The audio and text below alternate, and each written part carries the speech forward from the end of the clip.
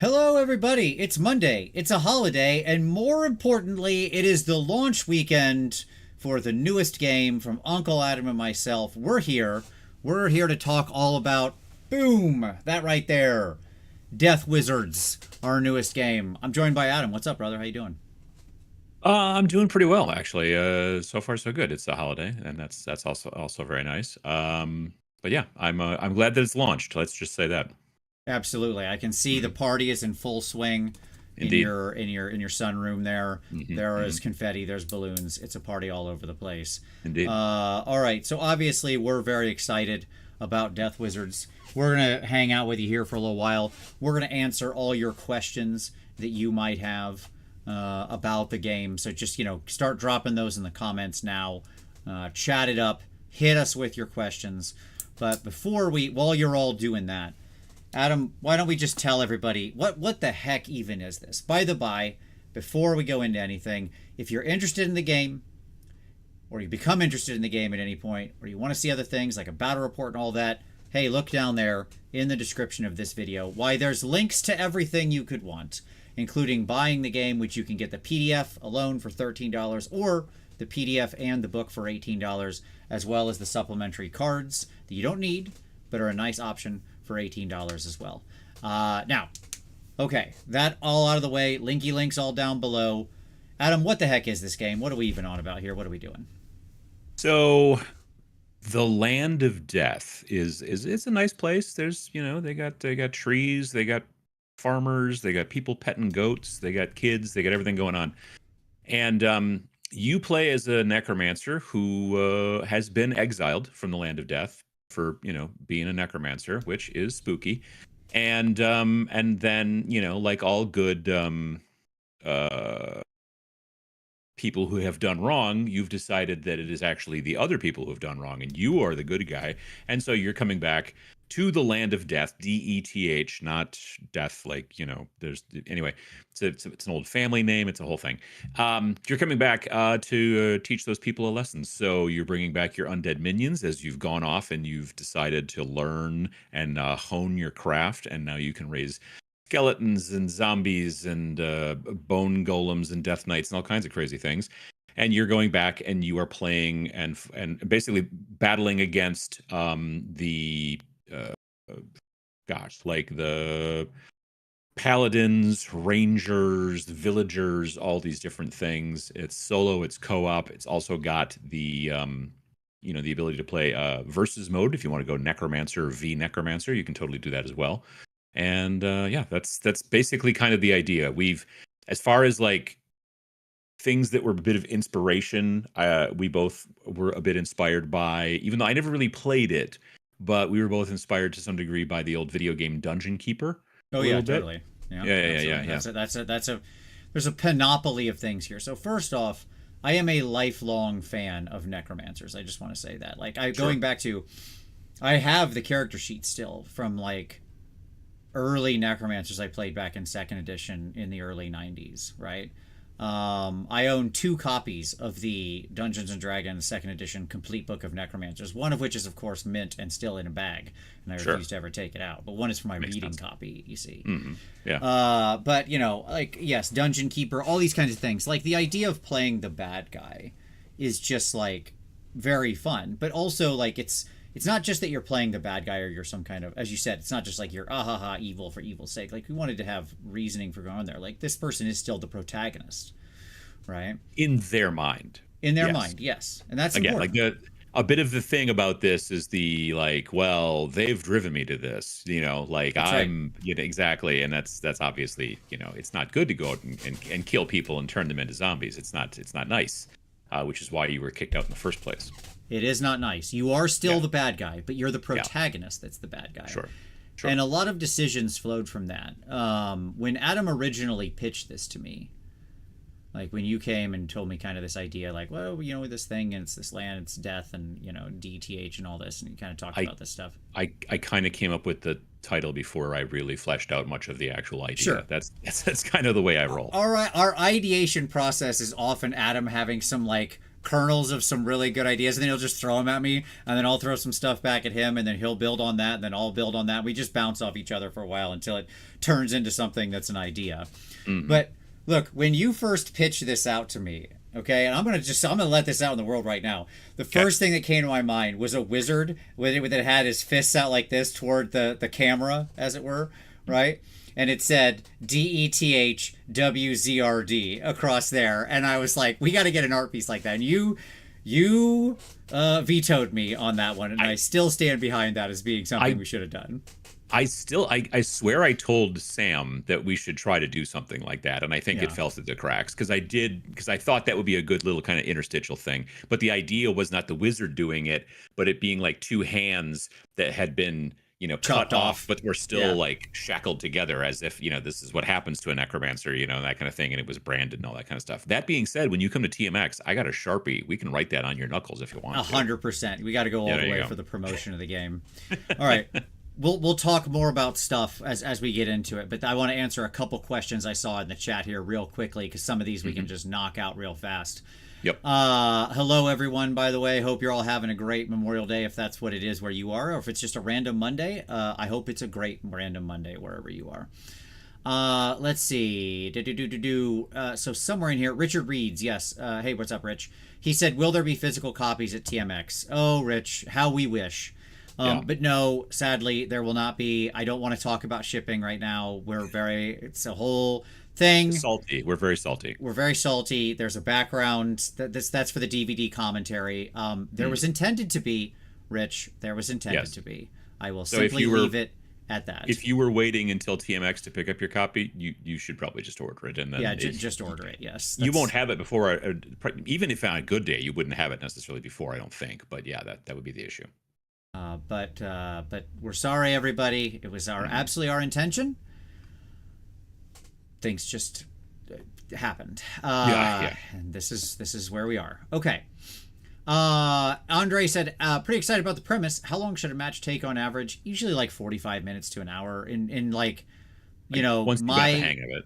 Yeah, exactly. Once you kind of know what you're doing and can roll through the enemy AI. I think most of my games were probably sub 45 minutes, honestly. The bigger ones, if you're playing co-op, it's going to be a little closer to an hour 15, just because you got more figures you're activating. But in that space, again, knowledge of it, it's pretty fast. It's pretty fast to play. I'm not going to say you can play it over a lunch break, because that's not how that works. No. But it's about an hour on average. Shorter if you know what you're doing and are playing solo. Longer if you're playing co-op and you don't. Maybe a UK lunch break. I don't know. Maybe, yeah, exactly. Yeah. Terrier Halo asked, how many skeletons do you need if, for example, you run a skeleton crew? What is the max minis you will need for one team and those pesky heroes and villagers? Terrier, I'm glad you asked this question. So first of all, down below you can find a link to the website. If you're going to pick up the game, you can do it through there. But also, on there you will find a blog post about Deth Wizards that came out the day after we launched that has the full list of not only other places to think about picking up your undead miniatures. I mean, I'm sure many of us have, Games Workshop or similar miniatures like that, but we list a bunch of different providers of miniatures, large and small, independent and huge, where you can find cool undead and villager figures. But also, I go through and list the exact numbers of, the maximum numbers, I should say, per player of heroes you would need to oppose you. So that means, because it's random sometimes, exactly how many of each hero you generate in a given scenario. So I list the absolute maximum you could fight, highest roll, playing in advanced mode included, so you know exactly how many total you could ever possibly need in that file. Now, to answer your first question, Terrier, of what if you wanted an all-skeleton crew, I'll answer it this way. The minimum number of minions you can have when you start your horde is 2. Okay, it's your necromancer and two guys. These would usually be larger figures, so you're talking about rating 3 or 4 undead. That's the minimum. The maximum number of minions you can have when you start your horde is 7. So 2 to 7. So if you're going for all small skeletons or skeleton archers and no giant skeletons, because keep in mind there are more expensive skeletons as well, and other rattlers, as we call them, that are higher rating. But if you wanted all just little boys, it'd be 7. There you go. Yep. All right. Cool. This next question, Adam's gonna trail us right back into kind of discussing for a little while. But Justin Wicker said, what were your core design principles you established early in design, and did you spend any time designing any mechanics that ultimately didn't line up and get cut? All right. So you want to take a first crack at that? I've got some thoughts. I can go first if you want, but I'll let you take first bite. Why don't you go for it? Because I can't think of anything mechanic wise that was thought about and then pulled away. Sure. So let me talk about the core principles for this first. It all oriented from being the bad guy. So I've said the word proactive a lot from the very beginning. And that was actually a huge guiding principle. Like, it's the number one word in my guiding principles in my doc, in my notes. Okay, it just says the word proactive. And that's because the bad guys get to be the proactive party in stories.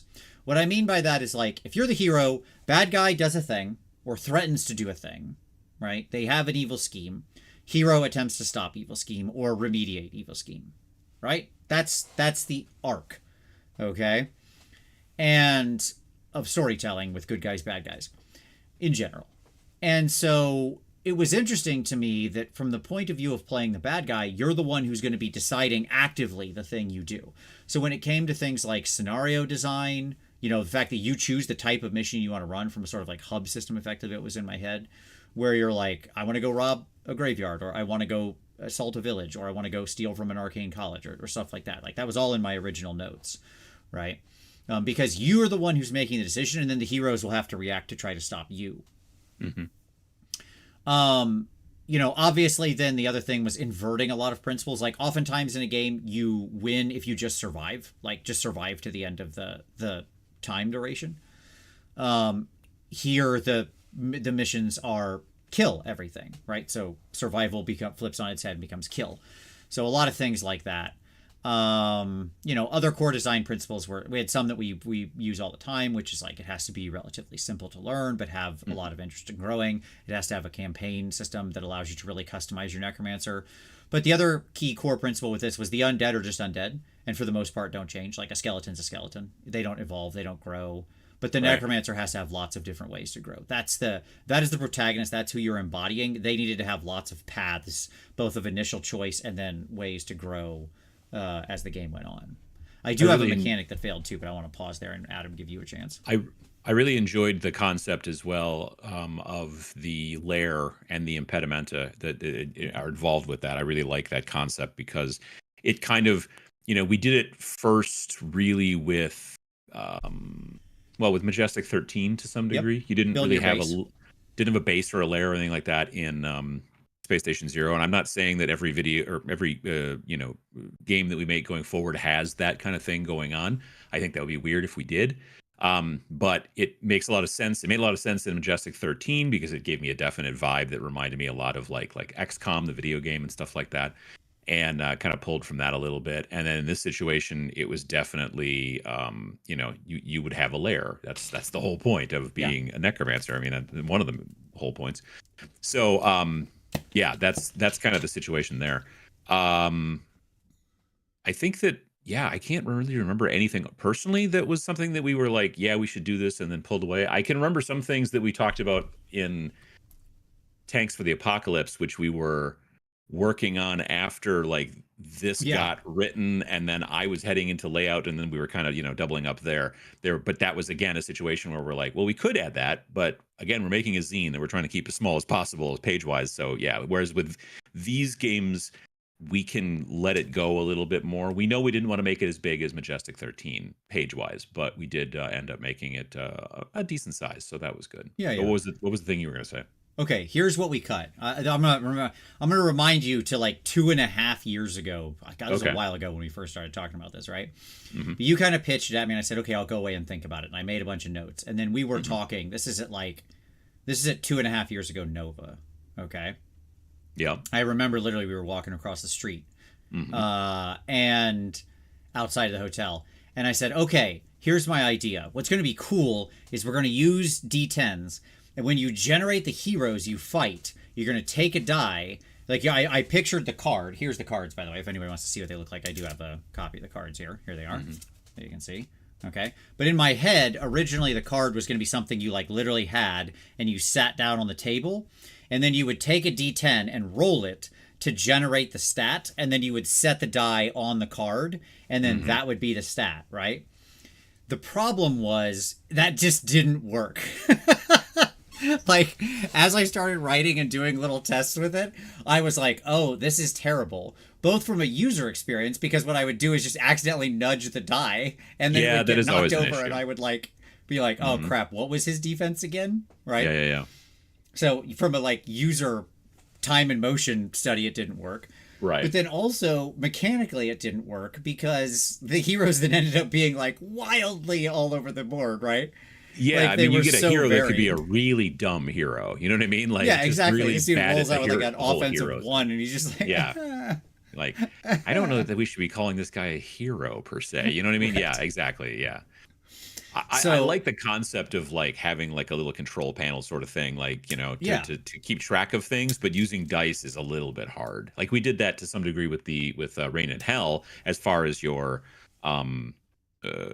initiative and such like that. Yeah, on the play sheet. But that was yeah, and so like, and that was kind of what was inspiring me in my head. But it just didn't work out. So at any rate, yeah, so there you go. That's a fun story of a thing that got cut. And like, you know, when you're brainstorming, you write down a lot of ideas. Trust me, they don't all make it into the game. They're not all bangers. Yeah, exactly. Brian M asked a question. Sure, controllers have controllers' 2 powers seem to be similar. Yes, that's because they are similar, because it's an error in the book, unfortunately. All 3 of our reviewers missed it, including myself, so I'll take the blame on it.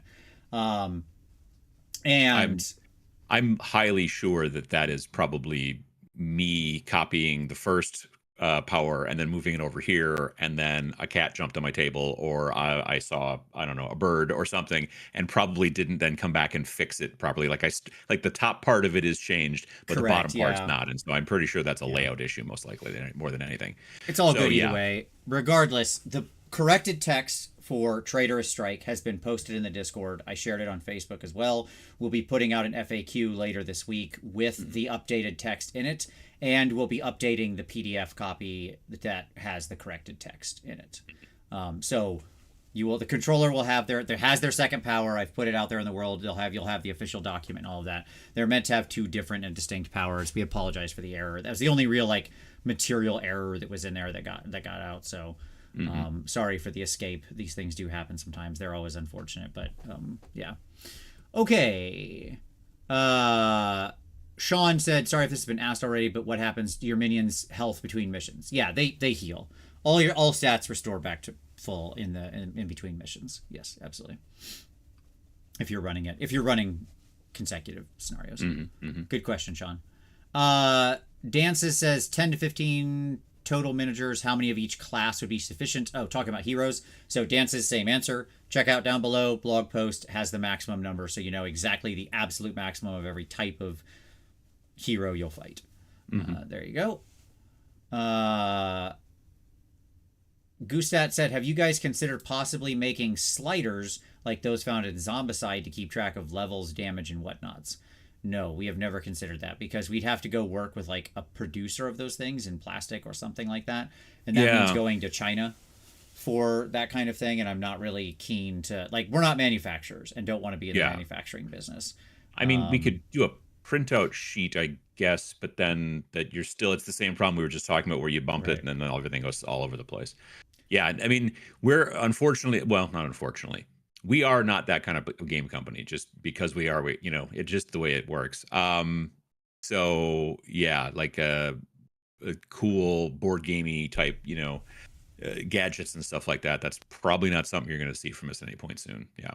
Yep. Absolutely. JP Got Rocket said necromancer. Wouldn't that be a vampire? So necromanda, but necromancer.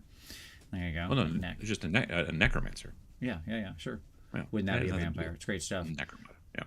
Okay. Let's see. Are tickets to TMX still available? Yes, absolutely. Yes. If you want to come join us this coming weekend, yes.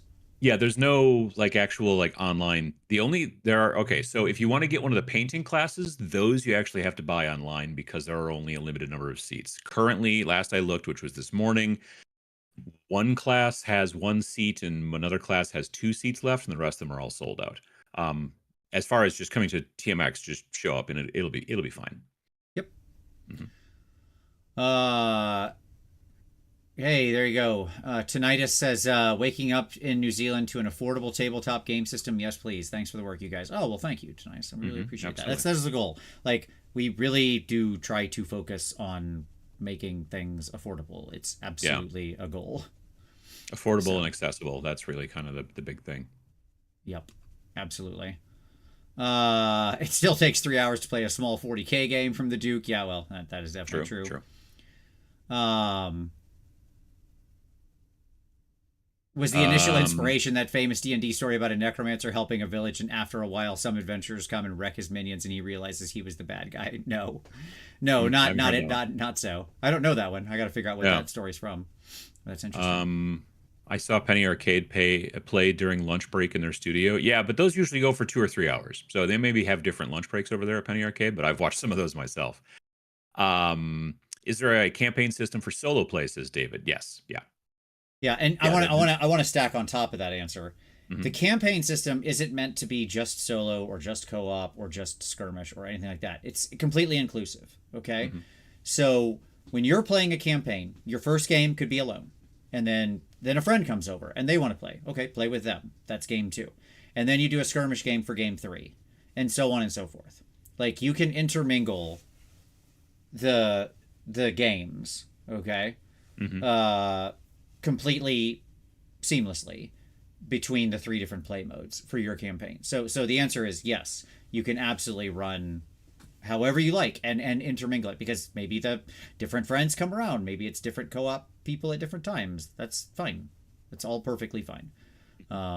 Because realistically, you can always choose to bring sort of less undead than your maximum rating that you have available to you, so you can run. There's the experience will toggle around that you get based on like how much you bring to a mission. Like, if you're, because it's sort of a difficulty rating, and it's like I said with this hub system, if you're a very powerful necromancer with a super elite horde and you go run like some low level mission, you get less experience because you beating up and smashing the newbie zone doesn't exactly give you a lot of rewards, right? Like, the game is meant to take that into account. Right. Okay. The layer system is similar to how things work with the base building in Majestic 13. Was that a if it ain't broke, don't fix it thing, or was there a different plan at any point?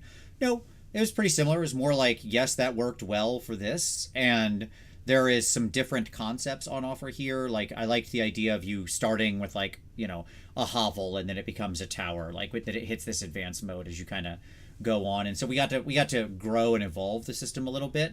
But it's truly an evolution, not a revolution of that, because I thought the previous one worked pretty well and people generally seem to like it. So, yeah, I agree.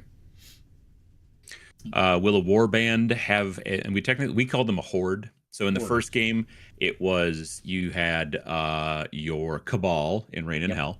There you go. In Space Station Zero, you had your crew. Yep.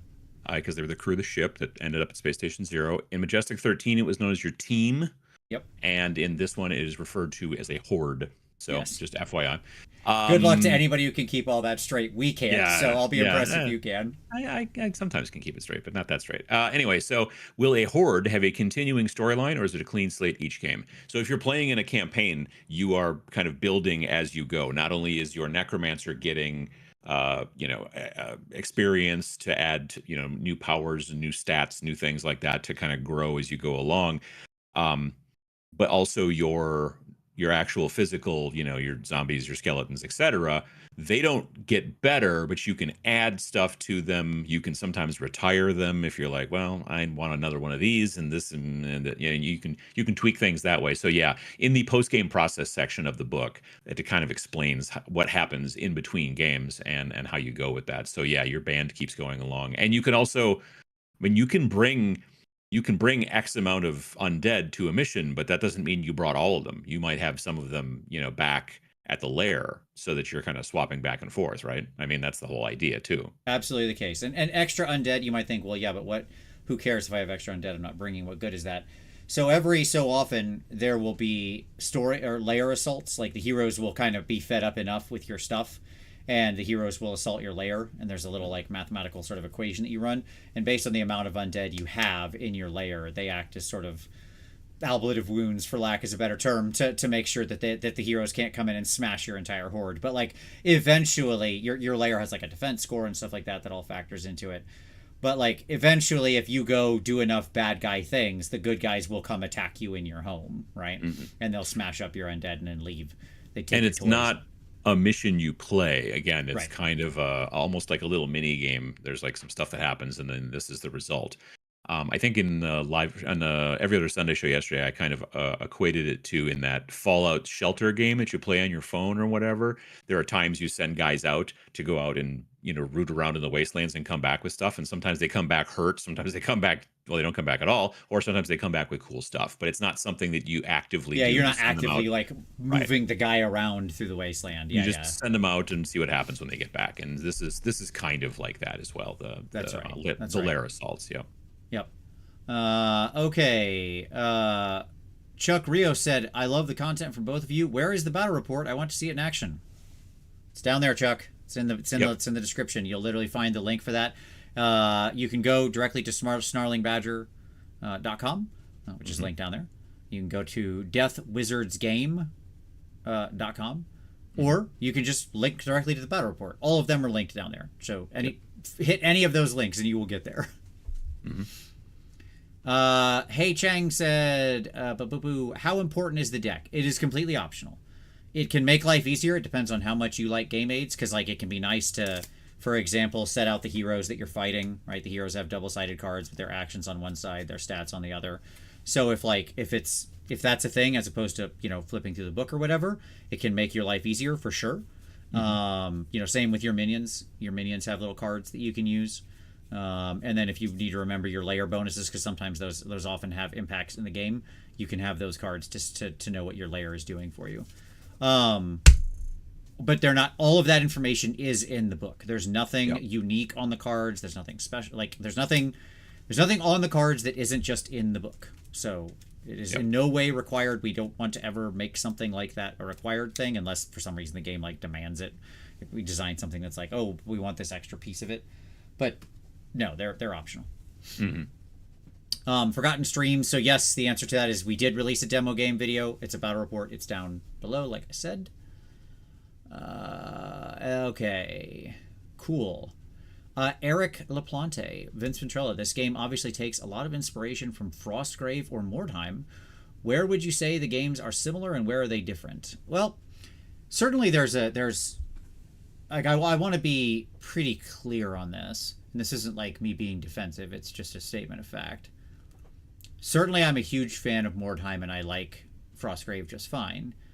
And certainly those are like inspirations from a broad point of view of what we drew from a lot of sources, like we talked about earlier. But I think they are very, very different games in all regards. I mean, honestly, like Mordheim and Frostgrave both are games about treasure hunters. At the core, you're treasure hunters.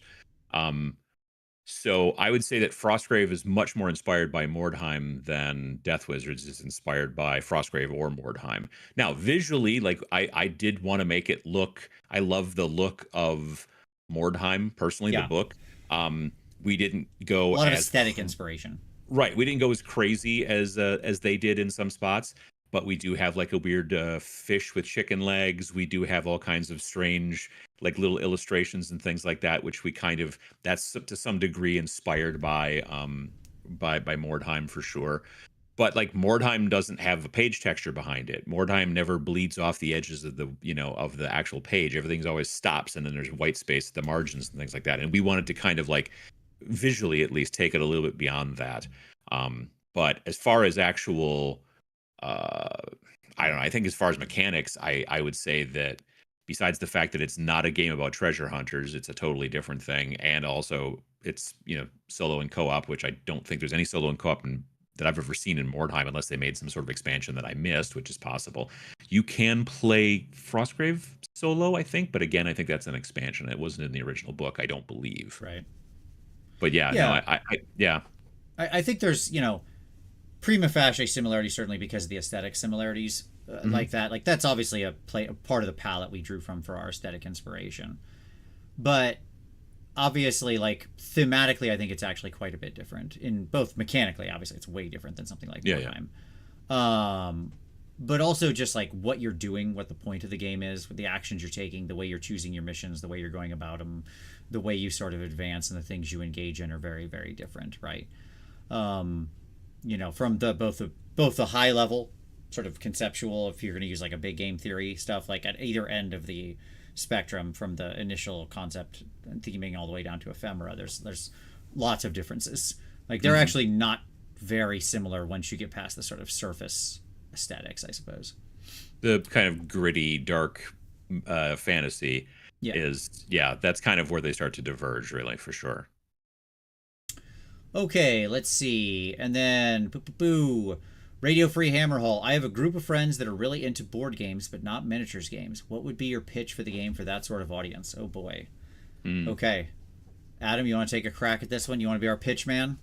Well, the trick in this situation is that if you want to play with them, and I do this all the time, I mention this all the time on my YouTube channel, you're going to have to become kind of an advocate for, if Deth Wizards is what you want to play with them, you're going to have to become kind of an advocate, which is to say that you will probably have to have, if you're going to play with one of those people and let's say do a co-op thing, you're going to need to have both forces, because I think it is very difficult to convince a board gamer, hey, you should buy a bunch of models and build them and paint them. Why not? Because that's not a thing that's generally in their wheelhouse.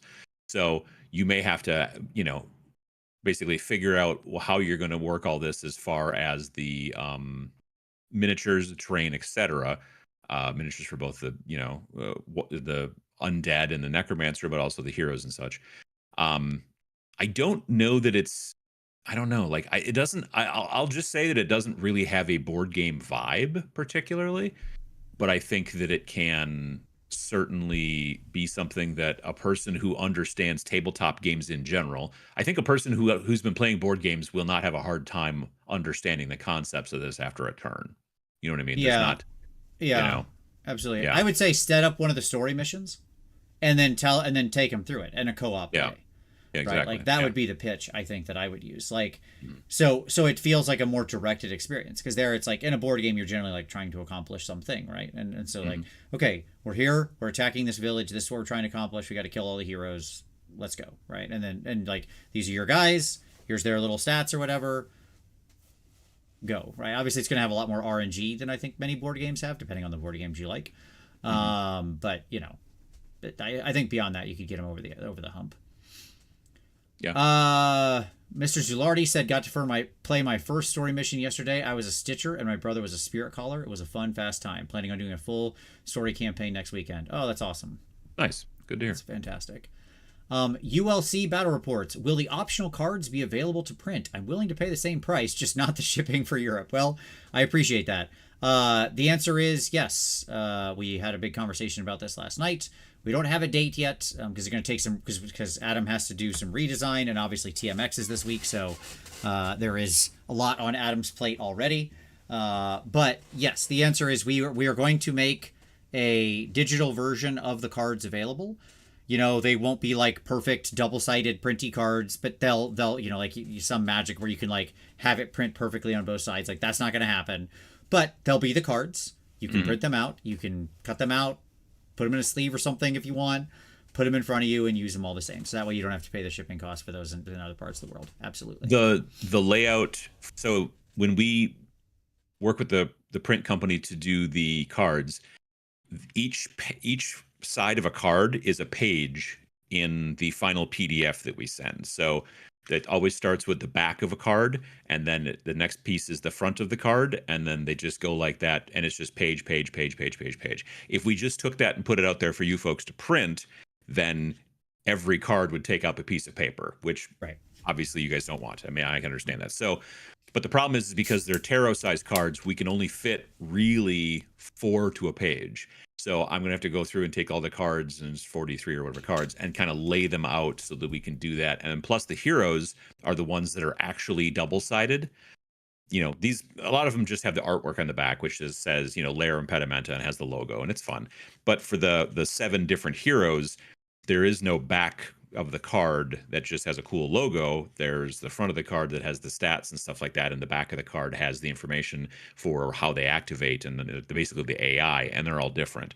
So I'm thinking that I'm going to put these next to each other on the page, so you could print them and then just fold them in half if you wanted to. You could cut them if you wanted to as well, but it'd be easier just to cut them out. But yeah, that is on the docket for something we're going to do, and then produce it as a PDF that you can purchase if you don't want to get the cards. And again, yeah, the shipping, the books can be made in 2 different places depending on where you live. They can be printed in the United States, they can be printed in the UK, and then that helps with shipping in a lot of situations. The cards are printed by a different company, and so they only have one facility, and it's the States. So yeah, shipping overseas, shipping to Canada, shipping a lot of places, as it turns out with the cards, gets pretty expensive. So yep. Okay. The Fomorian, why did you choose a necromancer as the protagonist and not a vampire instead? My answer to you, Fomorian, is did I? Did I choose that? I don't know, man. I said it's a necromancer. My understanding of vampires is that they often have usage of dark magics. Joking aside, here's my real answer to your question. I didn't say at all what the necromancer was. I didn't say it's a human. I didn't say it's a man or a woman. I didn't say it's a living or dead thing, and that's all intentional. Because we wanted, and if you look at the art, the necromancers are widely varied in the art. Mm-hmm. I'll kind of over here on this screen, I've had this up for a little while. This is the actual book. I'll just kind of slide down here. You can see various pictures of various and sundry necromancers. And the reality is, we wanted them to look very different in their presentations. For example, the War Reaper is very, very different than, what the controller looks like and so on.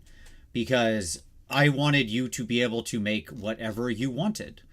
They could be a dwarf or an elf or a bug person, or your necromancer is a living fart ghost. I don't really care. It doesn't matter to me. It can be amorphously whatever you want. Is it a vampire? Sure.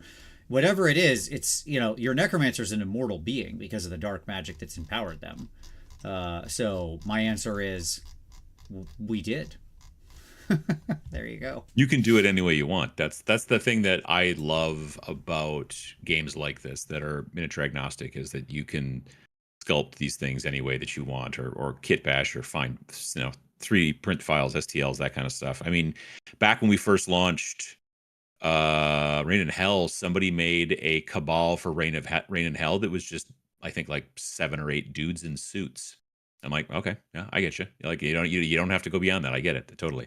So yeah, in that situation, it's important, I think, to have that creativity and be able to do what you want in that situation. Yep, absolutely. Okay, so then, Dr. Zeffy, what is the thing you feel you improved the most compared to the previous games, whatever the subject? I have a simple answer. I can okay. knock out while you're thinking. Yeah, the integration of skirmish, like versus mode, solo, and co-op. I feel like this is the game where we really brought it properly into balance, the way that the campaign flows seamlessly between all of those play modes. It was something I really wanted to focus on, so that no matter how you want to play your game or engage with it, you can. And I feel those are much more properly in balance here. The reality is you need a lot more text to support solo and co-op than you do to support versus, because like versus games are really easy. It's just an opponent's going to show up who built from the same base elements in some way you did, and then you guys are going to have a punch up. And I don't need to write like AI and different things and like you can have programmatically generated scenarios and it'll still be different every time and stuff like that, right? Because of what the opponent decides to do. So it ends up like text-wise being out of balance as far as like number page count, but importance-wise in the way that you move in the game, it feels very much more aligned. Yeah, I think that for me, it was a situation where the ability to sort of, it was a situation of me wanting to have access to building a horde of miniatures that I know are very accessible and easy for people. You know what I mean? Like, we got a lot of people asking when we were doing, Space Station Zero. They're like, well, what kind of aliens should I use for my crew? And we're like, any kind of aliens you want, or make them humans or robots or whatever. And so that was I guess, a bigger, I don't want to say a moving target, but it was a little bit less of a familiar target, you know. Majestic 13, people be like, well, what should I use for aliens? That kind of stuff. What should I use for even my team? That kind of stuff. With this game, when you read skeleton, oh yeah, skeletons. You know what I mean? Like, there's just, hopefully for most people, they're not left high and dry and not understanding like what we kind of are suggesting when we're saying you could use, like there's some in there that are maybe you might have to do a little looking up online to know the difference between a ghast and a ghoul and a ghost, that kind of stuff. That's fine. But again, it's out there.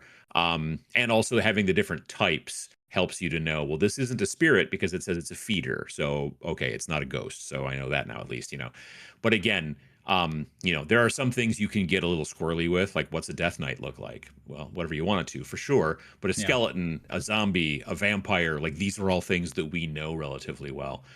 With the demons, in Reign in Hell, like I said, you could do again whatever you want, and you can do whatever you want in this game as well. But I think it's a little bit more, I don't want to say cut and dried, but it's a little bit more easily explainable. Yeah, you have more of a grounding to work off of. Exactly. Yeah.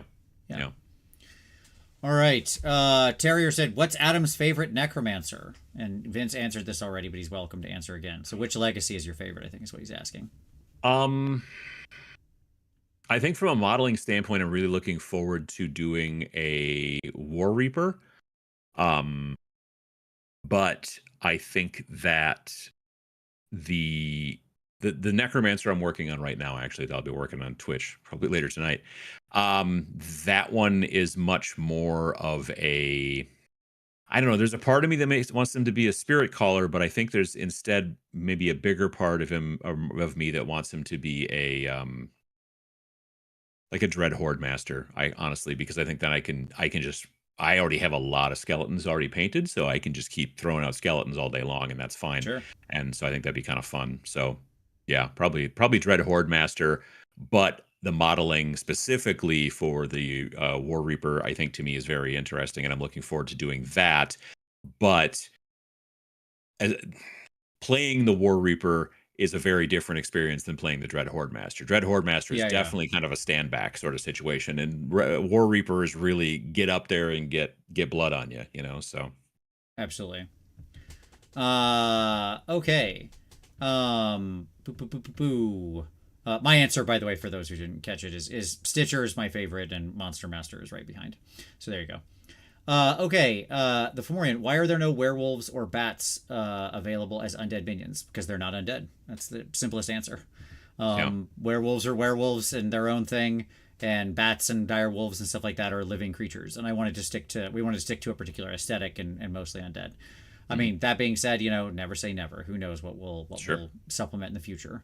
But yeah, they weren't, because they're not dead is the short answer. Yeah. Those things are still alive. Okay. Jean-Pierre said, is there a problem if I create an army building app for any of your games? I was thinking of building one for me as a Space Station Zero, but maybe publish it in GitHub. No. So with anything you create on your own, we just ask that you put in this is not an official product and has not been licensed and is unaffiliated with Snarling Badger Studios. But that being said, people already load this stuff into Battlescribe. Yeah, there's already Battlescribe in there for Reign in Hell, and I think Space Station Zero. I'm not sure about Majestic 13. Yeah, I'm pretty sure they all get loaded up there. So I mean, the various army building things, people already make files for those. So no problem. Yep. Jason, absolutely, we're happy to do the work. Thank you very much for supporting independent games. We appreciate it, buddy.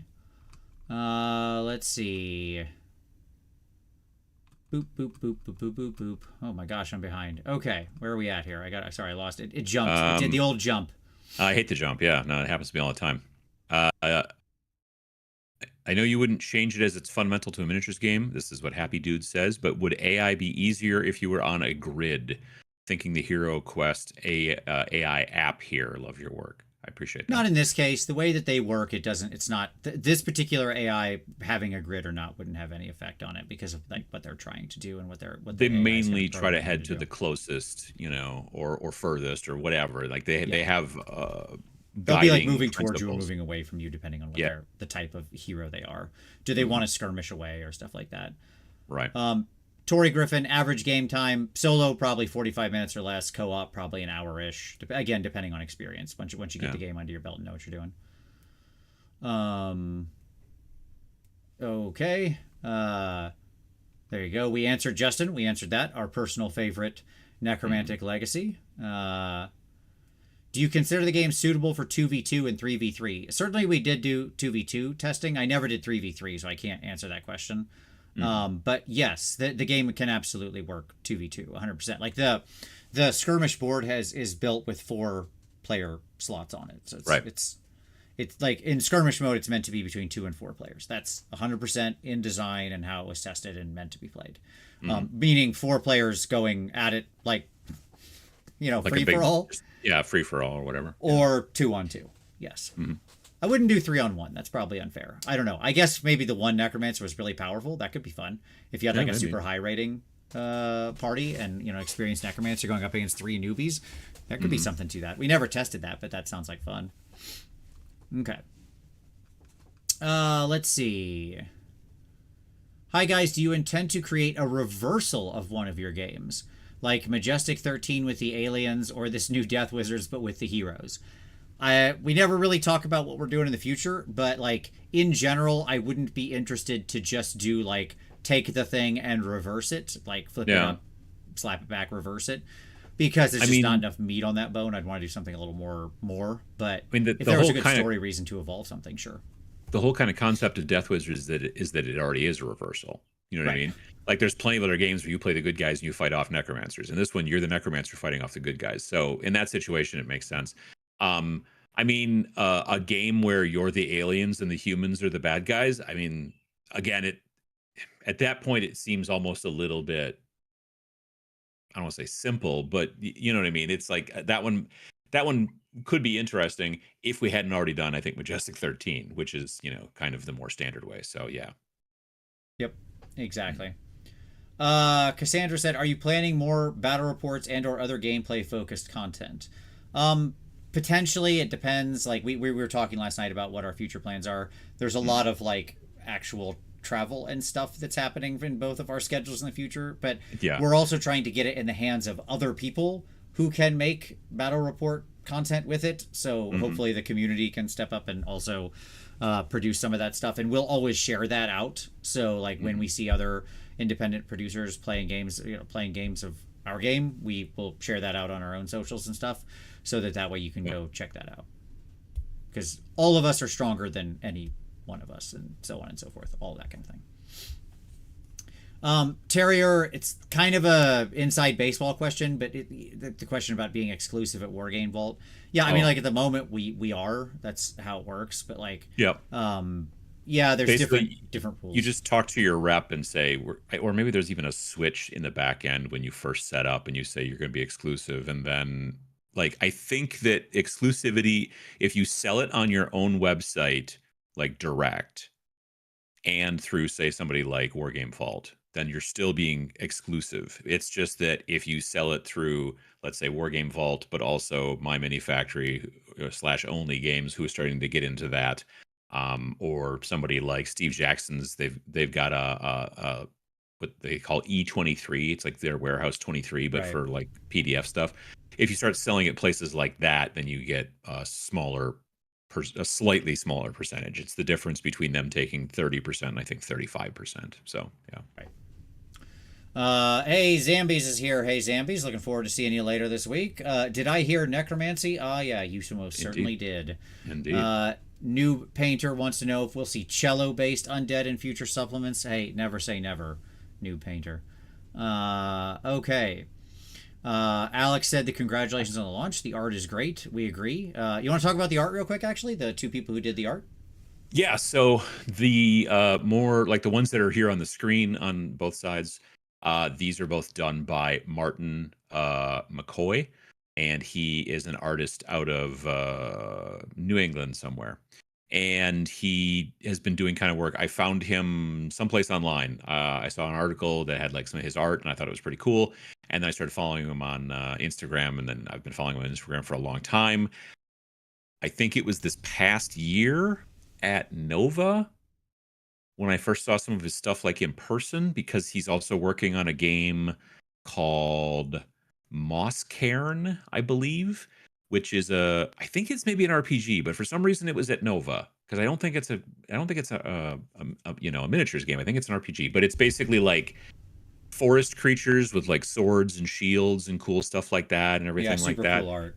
Yeah, yeah, yeah. And so we were like, you and me, and I want to say John, I think Ninjon, the three of us were standing there and we're like looking at it and everything like that. And but by that point, did we already start talking to him about the art? No, I think it was shortly after Nova is when I reached Yeah. out and I was like, look, we were doing this thing. And so yeah, he was really good to work with. He had like great ideas. We were mainly giving him, for the most part, just like text blurbs that would be like maybe sometimes like a paragraph. Sometimes I would build a little bit of a mood board and I'm like, I'm looking for a little bit of this and a little bit of this, but not that, and that kind of stuff. And he worked out really well. All the artwork is done traditionally, which is to say that it is like painted, onto a piece of paper. Which this is the first time that we've worked with somebody that works traditionally like that. So it has been a bit of a on our end. Once we get the pictures of the stuff, then I've got to be able to work it into the pages, and it takes a little bit of Photoshop work to make it work. But I've kind of figured out the plan on how how it works best, and it's actually worked quite well. And then of course the more pen and ink kind of like smaller kind of little things here and there. Although some of them are piece here. Yeah, some of them are bigger pieces too, but mostly initially it was designed to be smaller pieces. But those are done by Sam Lenz, who you probably know, I am assuming. And so, not only being an astounding artist, an award-winning one, he's also a drawer, a drawist, an illustrator, let's say. And so, yeah, and he's also got a love for, like, a lot of me talking to him about like, this is what we're looking for. It was a lot of just like, to some degree, it was like, remember those kind of weird little kind of things they would put in between paragraphs in Wartime, and he'd be like, and I'd be like, that's kind of what we're looking at, but just whatever. And so most of these, it wasn't like, hey, can you draw like a knife that looks weird, or can you draw like a little skull that that has bug legs or stuff. Like, he was just coming up with a lot of the stuff, and we were like, Right. that's awesome, so yeah, so that's been a lot of what has kind of worked out in that way. And then of course he also, and when I say he, I mean Martin also did the cover. I did the logo, and then the layout and all that kind of jazz. So yeah, it was cool working with those guys. It was also interesting that both of them were working traditionally. Our previous games, it's always been digital stuff, and that stuff can be very quick to drop in, things like that, and put them in pages where you need to. And the backgrounds are always already all knocked out and everything. And these took a little bit more work, but it was, I think it was definitely worth it, because it definitely gives it a vibe. Yep, absolutely. Eric LaPlante said, Vince, will there be any post-launch balancing late into the future? And if so, how will that go out? Not usually is really the answer. Like, we'll correct stuff. We do FAQs in errata, and we'll update that as if we have questions or stuff like that. But for the most part, it's not really necessary. Like, we try to do enough development work beforehand that it doesn't become necessary. And it's also not a tournament. It's not a tournament game that, like, right, it gets banged on hundreds, if not thousands of times a weekend and all that kind of stuff. And it's like, well, turns out the controller's really coming to the top of the Best Coast pairings or whatever. Like, that's we want to see more Stitchers. Yeah, exactly. Yeah, that's not going to happen. So yeah, it doesn't seem like that's generally a case that we've had to go up against too much. That's right. But if there was ever a need to change anything, we would do it through an FAQ, PDF update, stuff like that, and then we would post it out on the Discord and socials and all of that kind of stuff. Scaver said, congrats on the launch. What's a good beginner necromancer for someone who's new to the game? Stitcher's probably the most forgiving when you start, just because it kind of has a wide selection. You can take any kind of undead effectively you want with it. You're not really going to take ghosts, but for the most part you can take anything else of any rating, and it has kind of a self-heal built into it for your undead, so it can be a little more forgiving. That's Stitcher's kind of a medic in a weird way. Yeah. The Spirit Caller can also be good, but that if you want only ghosts, just because they have a summoning mechanic, and that can actually help with you, like, if you get into a bad spot, being able to get a new friend onto the board is actually quite helpful. So those two probably. Dr. Zeffy, what are you most proud of with this book? Oh boy. I got an answer for you. Real easy, Dr. Zeffy. From the moment I started scheming up this book, let me tell you what was in my mind. It was a shining paladin standing against the necromancer, and then him getting his heart ripped out of his chest by fell black energies. And then with the other hand, the necromancer reaches out and says, "Rise, serve me." And that paladin then stands up and becomes a dark and fallen knight whose former powers of faith are now turned to fell energies of darkness. And that is exactly what you can do. When you kill heroes in the post-game process, you can actually attempt to raise those heroes if you like. You don't get many bites at the apple, and it's hard. Heroes are strong of faith and will and not easy to raise as undead. They're no easy, simple chattel, are they? But when you pull it off, or when you manage to do it, and you get like a just rock stomper paladin as a servant, or some awesome ranger skirmishing around, whatever, it's amazing. It's so awesome to have them in your horde, and like it's cool. Like it's one of my favorite things in the game by far. So there you go. That's my thing. Adam, you got a thing? What's your favorite thing about, in general, I think, is this question. What are you most proud of? So could be anything. I'm happy with the logo, honestly. Is that took me like kind of a long time. Like it probably looks to some degree like to the average person, it looks just like it was a typed out font, but and to some degree it was, but like all of the little cuts and chips and all the stress, the distressing is all done kind of manually and with a little bit of forethought and that kind of stuff. So I spent a lot of time on that. I'd be like watching something on Twitch or whatever, and then over on the other screen over here, I'd be like, just taking out little chips and nicks and things like that. I definitely want to put it on shirts and get it nice and big so that it can so you kind of see a little bit better as well. Otherwise, I just love the concept of building a warband. Like I'm really proud of the concept of, or not, sorry, a horde. Just building that kind of horde based off of it, and the potential modeling aspects that you can then like discover and kind of explore as a modeler, but without having to like really start at rock bottom, because it's skeletons, it's ghosts, it's zombies. You can find those models. If you make a game that's like really super unique look wise, then you're really putting a lot of weight on the players to like come up with like these things. I think that Trench Crusade game looks really cool. But I am finding personally for myself, because the art is so well done and they're also so explicit on all the different, types of soldiers in there, I'm like, well, if mine doesn't look like that, then I don't think it's right. And that's just me being, a little fussy or whatever. But when we just go, what skeletons look like? You got one, I mean, just it's easy.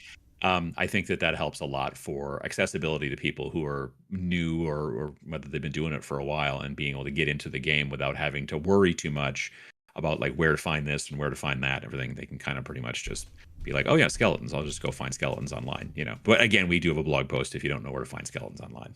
That's right. Yeah, absolutely. And again, like wide range of undead. In those blog posts, you'll see like a lot of different types of skeletons, like different aesthetics and cultures and stuff like that, because I think like it's whatever you want, like there's no set thing like, oh, it's got to be some medieval European fantasy skeleton and that's the only one that works. No, like whatever. If you've got like a samurai dwarf skeleton, that sounds cool to me. Like whatever you want, man, go nuts. Yeah. Sure thing. It's not mine. King Tone said, I've been wanting to pick up one of your games. Do you need any specific models for this, or are you just plugging in whatever? So yeah, much as you just answered the question very well. It's whatever you want, and check out the blog post. We have lots of references out there for you. But yes, quite literally anything that you can imagine being dead, you can use. Every game is miniature agnostic if you believe in yourself. That's right. I don't care what Games Workshop says about, no, these are Space Marines and you got to buy Space Marines. You can use whatever models you want. You can find, there's lots of people out there who make things that are Space Marine adjacent, or you could sculpt things yourself, or whatever you want to do. And we just sort of want to remind people that you are the one that has the creativity, if you want it, to be able to do what you want for your horde, your team, your crew, or your cabal, or whatever the next one is. Absolutely. I cannot second that hard enough. I'm so completely on board with that. Mark Fassett says, I don't have any 22 by 30 boards or playmats. Would 2 by 2 foot work better than 3 by 3? Yes, absolutely. Like if you don't have the rectangular 22 by 30, which by the way is just the standard, Mark, just so you know, it's the standard like Warcry / Kill Team board size. Realistically, if you wanted to get one of those, I'll tell you right now, if you just search up those Warcry boards on eBay, you can usually find them like mega cheap because people get extras and just sell them off super cheap. As you can usually find them for a few bucks. But that being said, you can just mark off a 2 by 2 play space or something like that, and that's fine. Perfectly fine. Yeah, or even take like if you've got a 3 by 3 mat, just mark off a 22 by 30 or whatever. I mean, it's cut it out of the middle. All of these things are always suggestions. They're always, like when we say, hey, the base sizes on the heroes should be 25 to 32. Again, that's the suggestion. If you've got a hero that's on a 40 millimeter, that's cool. You know what I mean? Like that's fine. So that's not a problem. Yes, as a point of fact, I built my necromancer on a 40 because I wanted her to be bigger and more impressive. So like, that's who cares, right? Like who cares? All right. Pez says, I love that you guys use dice other than and also d6s. What drives the decision process for using d6s, 10s, 12s, 20s, etc.? Sure. It's what will work for the mechanicking and theming that I want for that game. So I don't ever start and say like, well, I really want to just use d12s here. That's not really my goal. I say like, this is the kind of thing we're trying to do. This is the kind of mechanics that I think will suit that guiding principle. So then what range of variable outcomes is going to mathematically fit that correctly? And then I usually try to test it with a couple different die sizes to see what sort of makes the most sense. Now, part of that is me also thinking about like what dice do people have. I mean, generally I'm pretty open to using all the role-playing dice. So like 4, 6, 10, 8, 12, 20, right? Because like those are just commonly available everywhere. Like we wouldn't probably make like a game that uses a D30, even though you can kind of get D30s like for Magic and stuff. Or like right? Zuchi dice, right? Like we're not going to use D7s anytime soon. You know, that kind of stuff. Like, it exists, but it just gets too weird. And so that's basically the fact. I remember you saying that originally you were planning on using D10s for Rain in Hell. Yeah. For the initiative, but you were like, but if we use D12s, there's a little bit less possibility that we're going to get as many duplicates when we're, because you're running maybe like 10, as many as 10 demons. Well, if you're rolling D10s, you get more chance to have 3 3s or something like that. Whereas on 12, that's exactly right. Like that's a great example where in Rain in Hell, I was originally going to use D10s for the initiative, but then looking at the average size of the bands of demons, then putting that over the sort of spread, and then like doing some mathematical analysis, it worked out that D12s was the right mix. I actually would have loved it if a D14 existed. That would have been perfect, but that didn't exist. So D12 was the next best thing. Right. So it's about finding the right thing. Okay, Uncle Mike, can the difficulty level be adjusted if you are playing an easy level?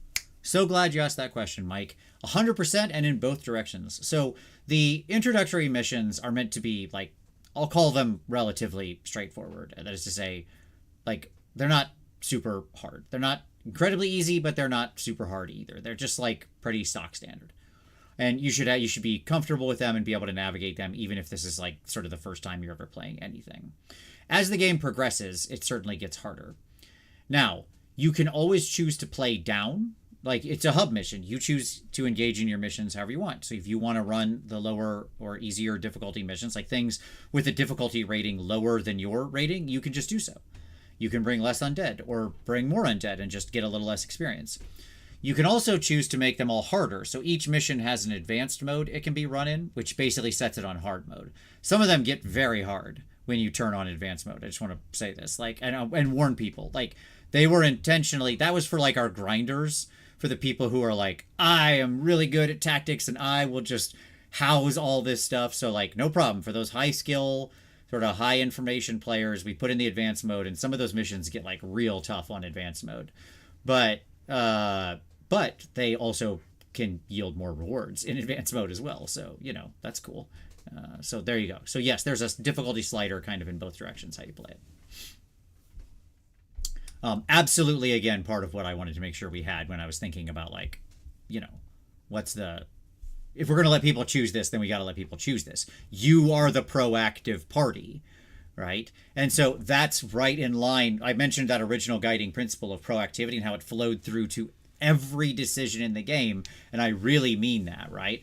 Like the fact that your necromancer can't take damage. Your necromancer doesn't have a health score. I don't know if we've actually mentioned this anywhere in any of the things we've talked about. He so doesn't. far. He or she did. They do not have a durability. That's right. There's no durability. Your necromancer can't die.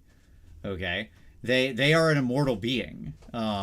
Like what it would take to kill them is not something that any hero has on offer. Right. It's not that they could be undone. It's just that like nobody in the span of some village you're ransacking, no hero has the tools to unmake your necromancer. Right. So it was really like that was part of another thing from right from the beginning. I wanted to have an immortal main character, like one that didn't have a durability score, a life score, hit points, as it were, whatever you want to call it, right? So there was no threat of them getting like beaten to death effectively. But what does that mean? And so a lot of interesting decisions came out of that, right? Mm-hmm. Your necromancer can certainly be impeded and reduced in efficacy, but they cannot die. As they take damage, they lose necromantic power, which means that they can't do as many necromantic abilities, spells, and things like that. And so they're not going to croak, but they're going to become less effective as a necromancer to some degree. That's right. That's right. Okay. Let's see. Jack Gray says perfect way to reuse Mage Knight minis. Sure, I've heard a couple people talking about Rune Wars as well. Yeah, there you go. Yeah, seen some of that. Okay. That's right. JP Got Rocket says Necromancer isn't just a job, it's an adventure. Absolutely. Gerald says here's a challenge. Use all the colors of a particular brand on one single model. Yeah, as well. Maybe one paint set from Pro Acryl. Maybe go that direction. Or like pick 3 full 6-run triads from Army Painter and use that. There you go. Yeah. All of them, depending on 512 paints might be a lot in some of these bigger sets. Yep, that's right. Liquefied Pork says, being a solo board gamer, I found it easy to play these games that lean towards skirmish. The nice part is I can pick up minis from any of my games that have them. Just wanted to thank you. Hey, 100%. That's exactly what we want to hear and exactly what how we hope people are playing the game. Like, you got the undead. Let's give you another way to use them. Let's see. Nerd Life solo skirmish games. Love the art style. Reminds me of old Warhammer fantasy art. 100%. That kind of gritty, classic, dark fantasy art. Is there an online location for people to contribute pics or minis or terrain or anything they write for the system? As a matter of fact, there's a Discord, and there's a hobby focus section of that Discord. You can find the link down below to our website. Just go to Snarling Badger or Deth Wizards Game or whatever, and then you'll see them down there. Yeah, and the Discord link is at the top, and I think also at the bottom of any given page on the website. So yeah. Yep. Click in there, join the hobby discussion. There's already lots of people getting their hordes ready in the hobby discussion right now. Yeah. No problem, Weird Knobs. It's all good, brother. It's all good. Okay. It happens, my man. It happens every time. All right. I wish there was a way we could get them to take that middle choice out, because you can choose, do I want to buy the PDF? Do I want to buy the book by itself without the PDF, or do I want to buy the book and the PDF? When we do that, like, some people will be like, if you want to buy the book and the PDF, it's like a cost that is like, let's say the PDF was $10 and the book was $20. Well, then it'll cost $30 to get both. And we're like, well, no. But then a lot of people would be like, well, you get a discount if you buy both. And we were like, no.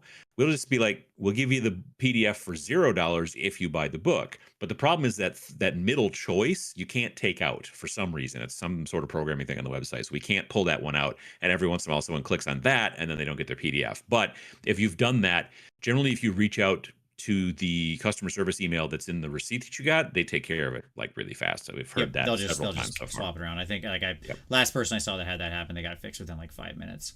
Yeah, it's very good about that. Robert Dresser with a question about, what about a vampire bat or a zombie wolf? Well, great question.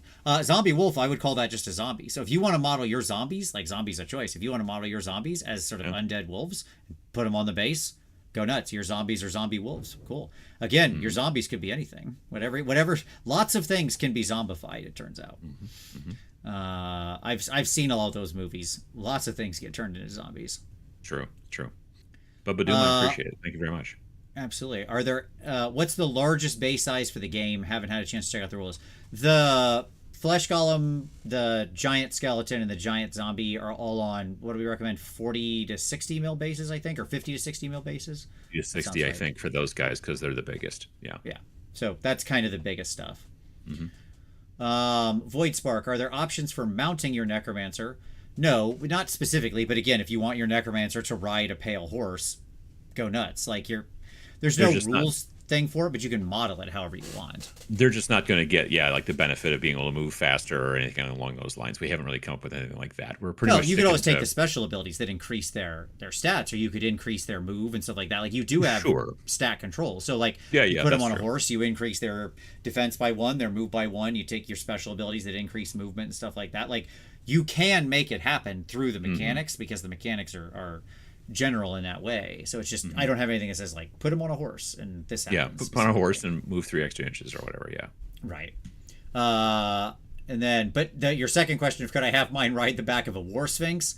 That's a little larger than I love a war sphinx out of Tomb Kings, but that's a big mini. That's probably a little bit beyond the scope of the game.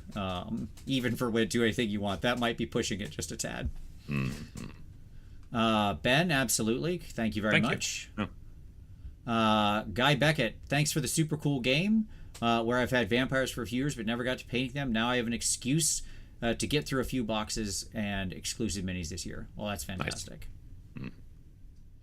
Nice. Geoff Fallon says, looking forward to playing this with the wife. If you have bought the cards already, will we be able to download the PDF for the cards like the book when available? There's probably some way we'll be able to figure that out, but we'll give you updates as all that because we're gonna have to work with how it works. I know, like I said, I know we can do it with the book. We can make it so that the PDF is included if you buy the book, the printed version of the book.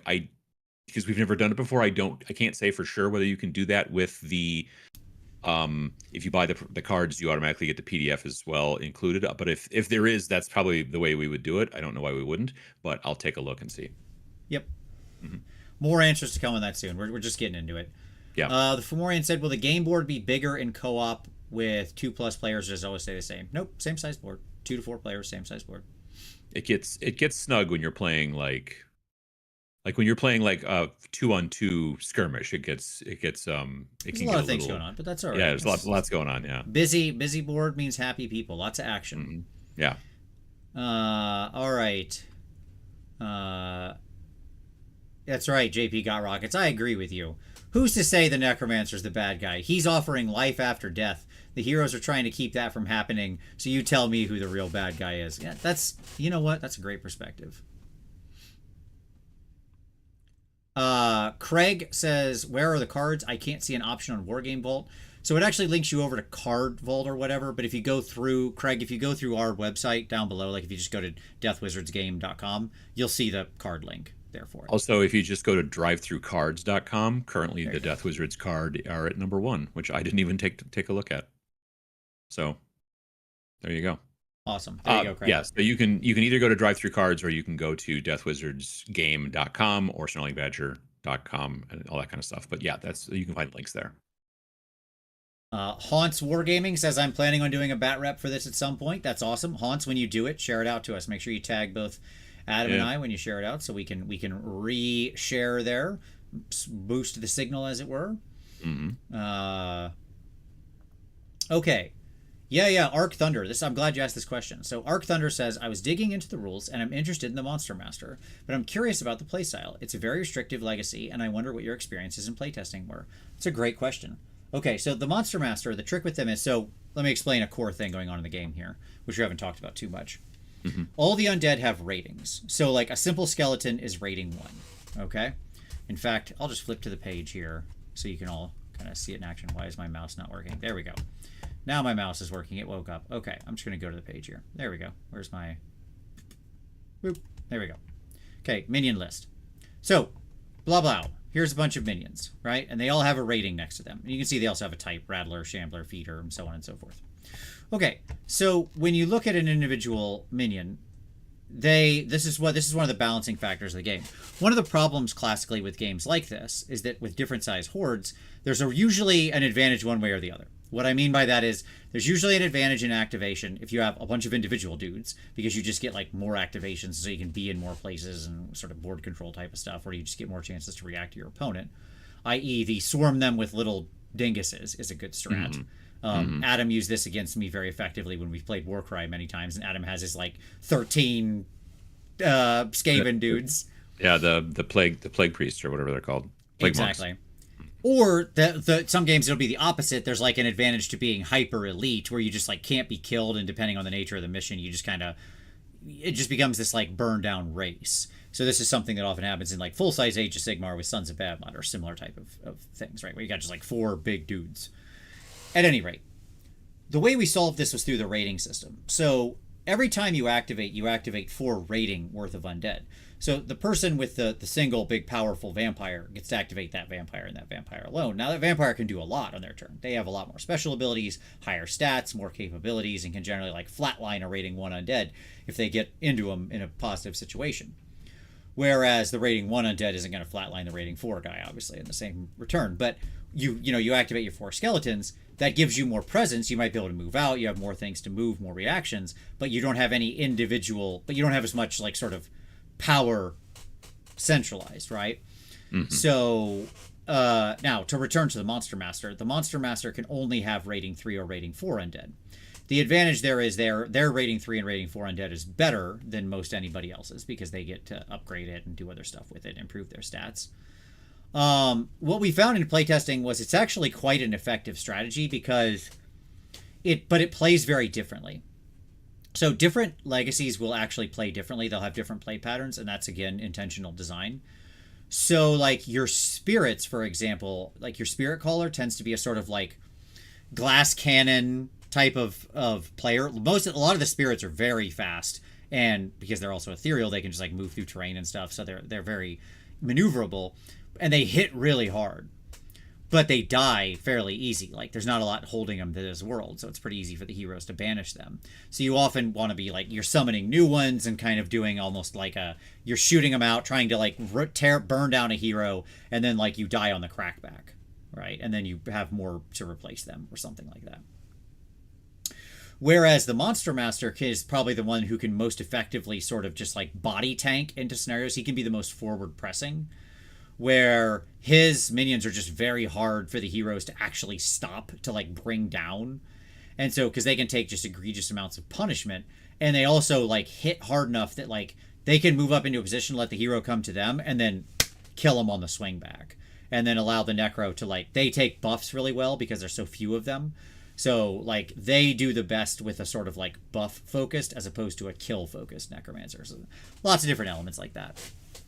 The intersection of what your necromancer is trying to do and the sort of play pattern of how you're moving around the board and interacting with the heroes, especially as you get into like the tougher scenarios, gets really interesting depending on kind of what legacy you choose. So there you go. There's also some weirder play patterns that, of course, when Tom was developing it, he did a bunch of stuff on. I won't talk about those. I'll let you discover those. But I'll say that there's some very unusual hidden play patterns as well. Okay. Let's see. Ariel says, I really want to hear 2+ Duff Doug's impressions of the game. Well, you will very likely hear them. I have talked to Doug about it. He's very excited about the game, and I know he's already got his copy on the way. So there you go. Okay. A lot of people talking about the art. Yes, absolutely. Yeah. Hey, Guy, I'm happy to hear that the vampire recipe skin was useful.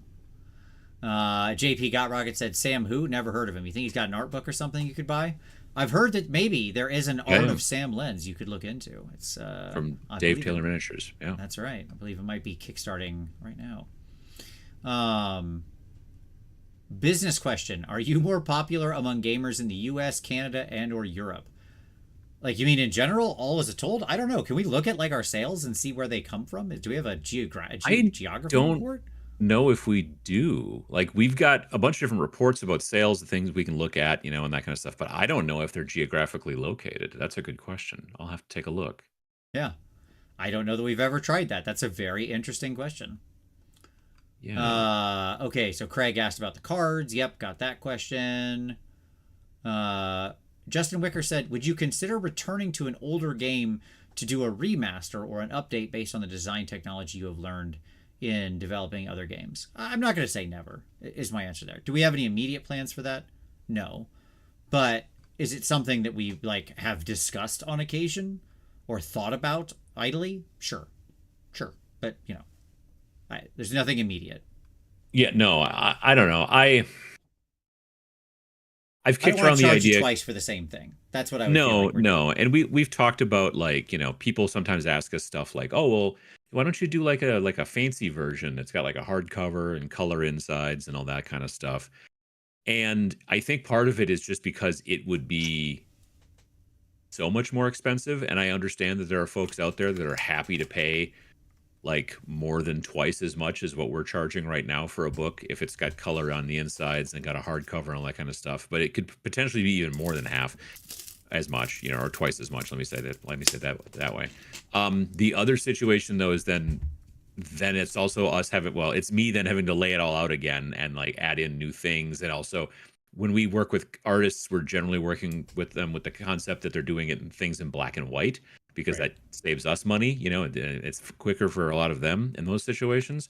So yeah, it's I don't know, like the books that I pretty much played with growing up for games like this were all black and white with soft cover, and I'm okay with it. So yeah, I don't know. I know that there's a lot of people out there who, I mean, Vince and I had this conversation last night about packaging and expensive books and things like that. And I am, in many situations, supernaturally annoyed by packaging that's all fancy and stuff like that. So yeah, that's I don't think that's the direction we have plans to head into.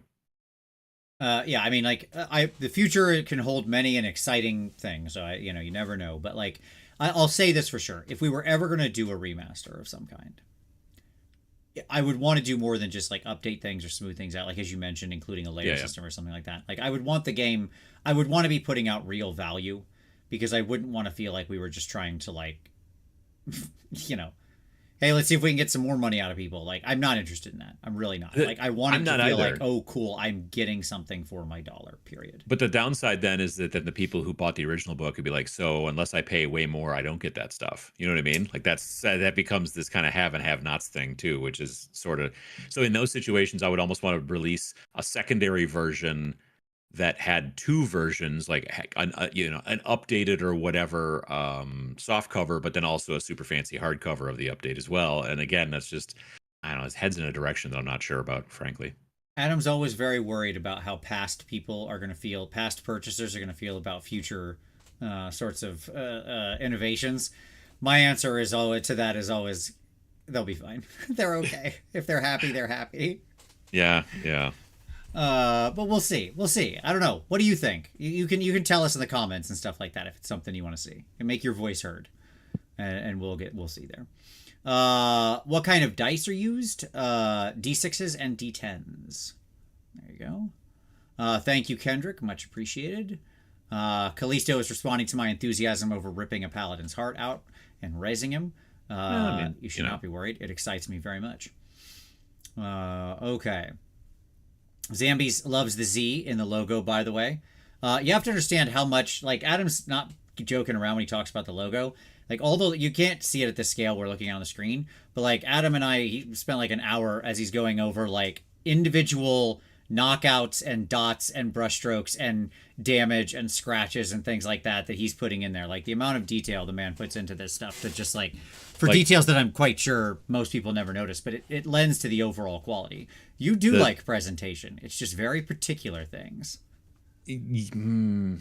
I don't, physical presention isn't as important to Yes, me but as yeah, this, yeah. but the aesthetic, you get it. You get To it. some degree, but if I have to, like, uh, like when I buy, like when I buy a new phone from Apple and it's in a very sturdy bleached white box with fancy shenanigans on it, I always have the thought in my head, like, Tim Apple saying to me, "Here, you throw this away." You know what I mean? Like, I would be absolutely happy if my phone came in a sturdy brown craft bag with, or not bag, but like a box Yeah, with yeah, yeah. very little printing on it that was very recyclable. I'd be like, "Yes, thank you." But Sure. all this fancy shenanigans, yeah, I'm not going to hold on to the box. Is the way it works. But thank you. Uh, Yeah, no, the font is like the top of the D in Death like comes to a sharp point, but then the top of the D in Wizards at the end comes to a very like brush strokey kind of running out of paint on the Right. brush point, and that was all manually done and everything like that because the font didn't have that stuff going on.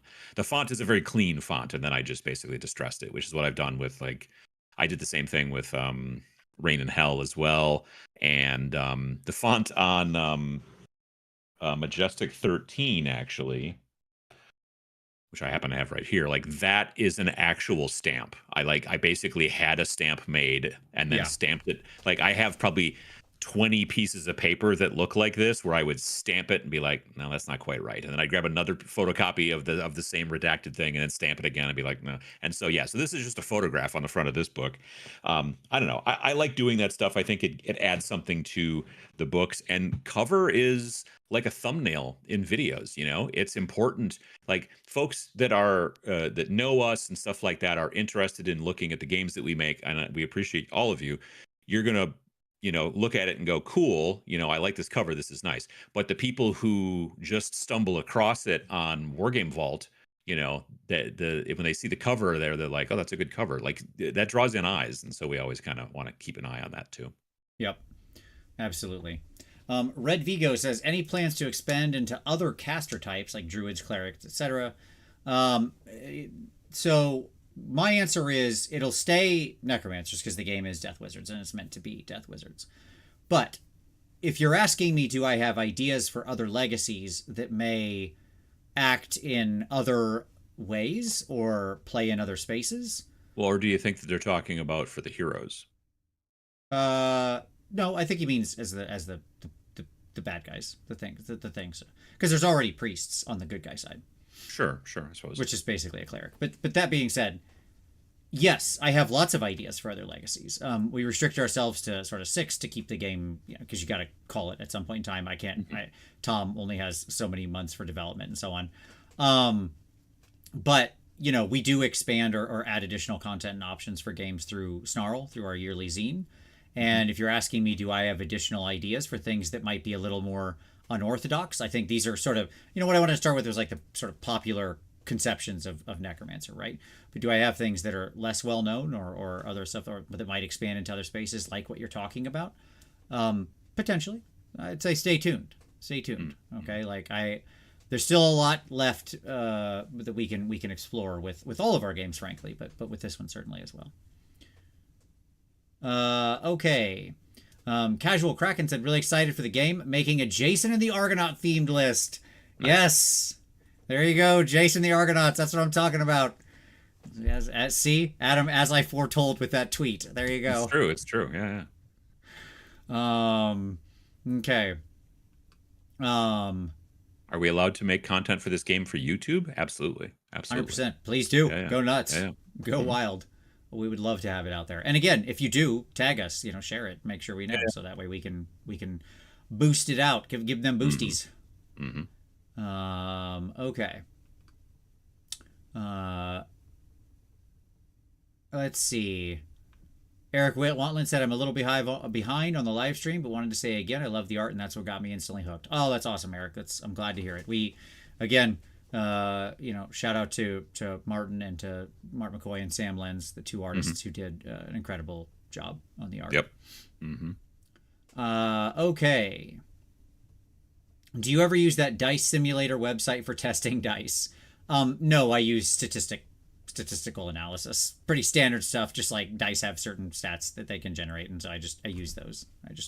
I have standard arrays and what the percentages are of achieving various outcomes, and I just map against those. Tom, when he does his development, as a little insight into his process, he's not here, but I'm sure he'll talk about it at some point in the future. He was originally going to be here, but then life. The first thing Tom does when he does the testing for the game is actually input every stat in the game into a giant spreadsheet, and then he starts running sort of VLOOKUPs, doing basic comparisons to see what falls in and outside the range. So before he ever actually plays the game or tests the game, he actually starts with a purely mathematical analysis of what's going on. And you'll usually find things that are outside that I've designed outside the bounds. They'll pretty quickly shake out in that place. Like something, this is too low, this is too high, because he can scatter plot it and stuff like that. So That's his first step, and he'll review those with me when he's doing the development.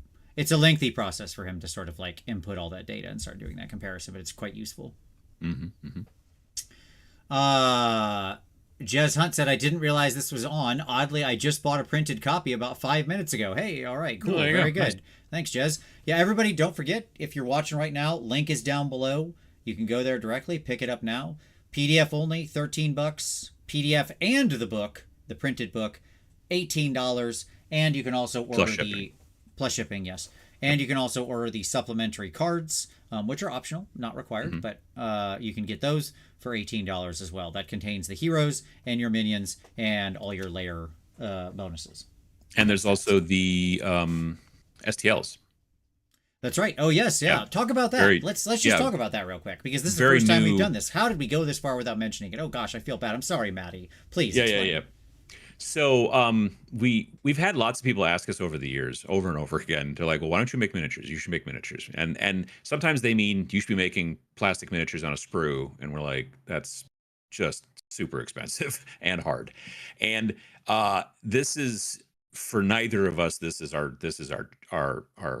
day job, right? We both have other things going on, plenty of other things. And so it's a situation of, when you make miniature agnostic games, the idea is that the miniatures are agnostic. So you can use, as the player, whatever you want. And there are lots of miniatures out there by people that either are making them for their own games or are making them for no games or whatever. I've got some Wargames Atlantic models right here. Here's some Age of Chivalry Foot Knights, and these guys would work great as heroes. They could be villagers. There's all kinds of things. I could make them undead and whatever. It's like those types of things is what we want you to do. But we've had enough people ask over the years, like, hey, so we thought, well, maybe we could find a sculptor whose stuff we really like and then do STLs and work in a partnership with them. Like, one way to go about it is to hire somebody to do it and then, go back and forth with meeting after meeting after meeting with them saying, well, could you make the pouch a little bit longer?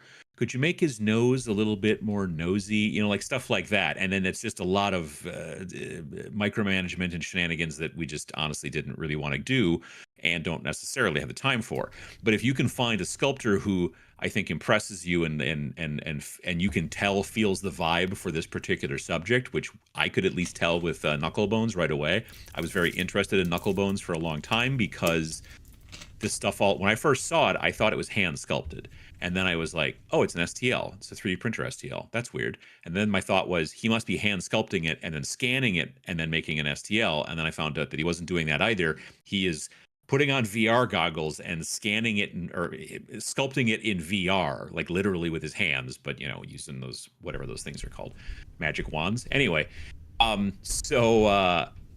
it gives a very different vibe, and it was a very interesting kind of look. And so we reached out to Knucklebones Miniatures, to Maddie, and was like, hey, is there something we could do here where we could like kind of partner versus us like paying him to do it, or could we just, so we kind of gave him some of the early art that we had, and we gave him like paragraph or so of text and the vibe, and then just kind of let him go. And so the sculpts that he did that are on deathwizardsgame.com, or if you go to snarlybadger.com and click on the Deth Wizards thingy, there are STLs there.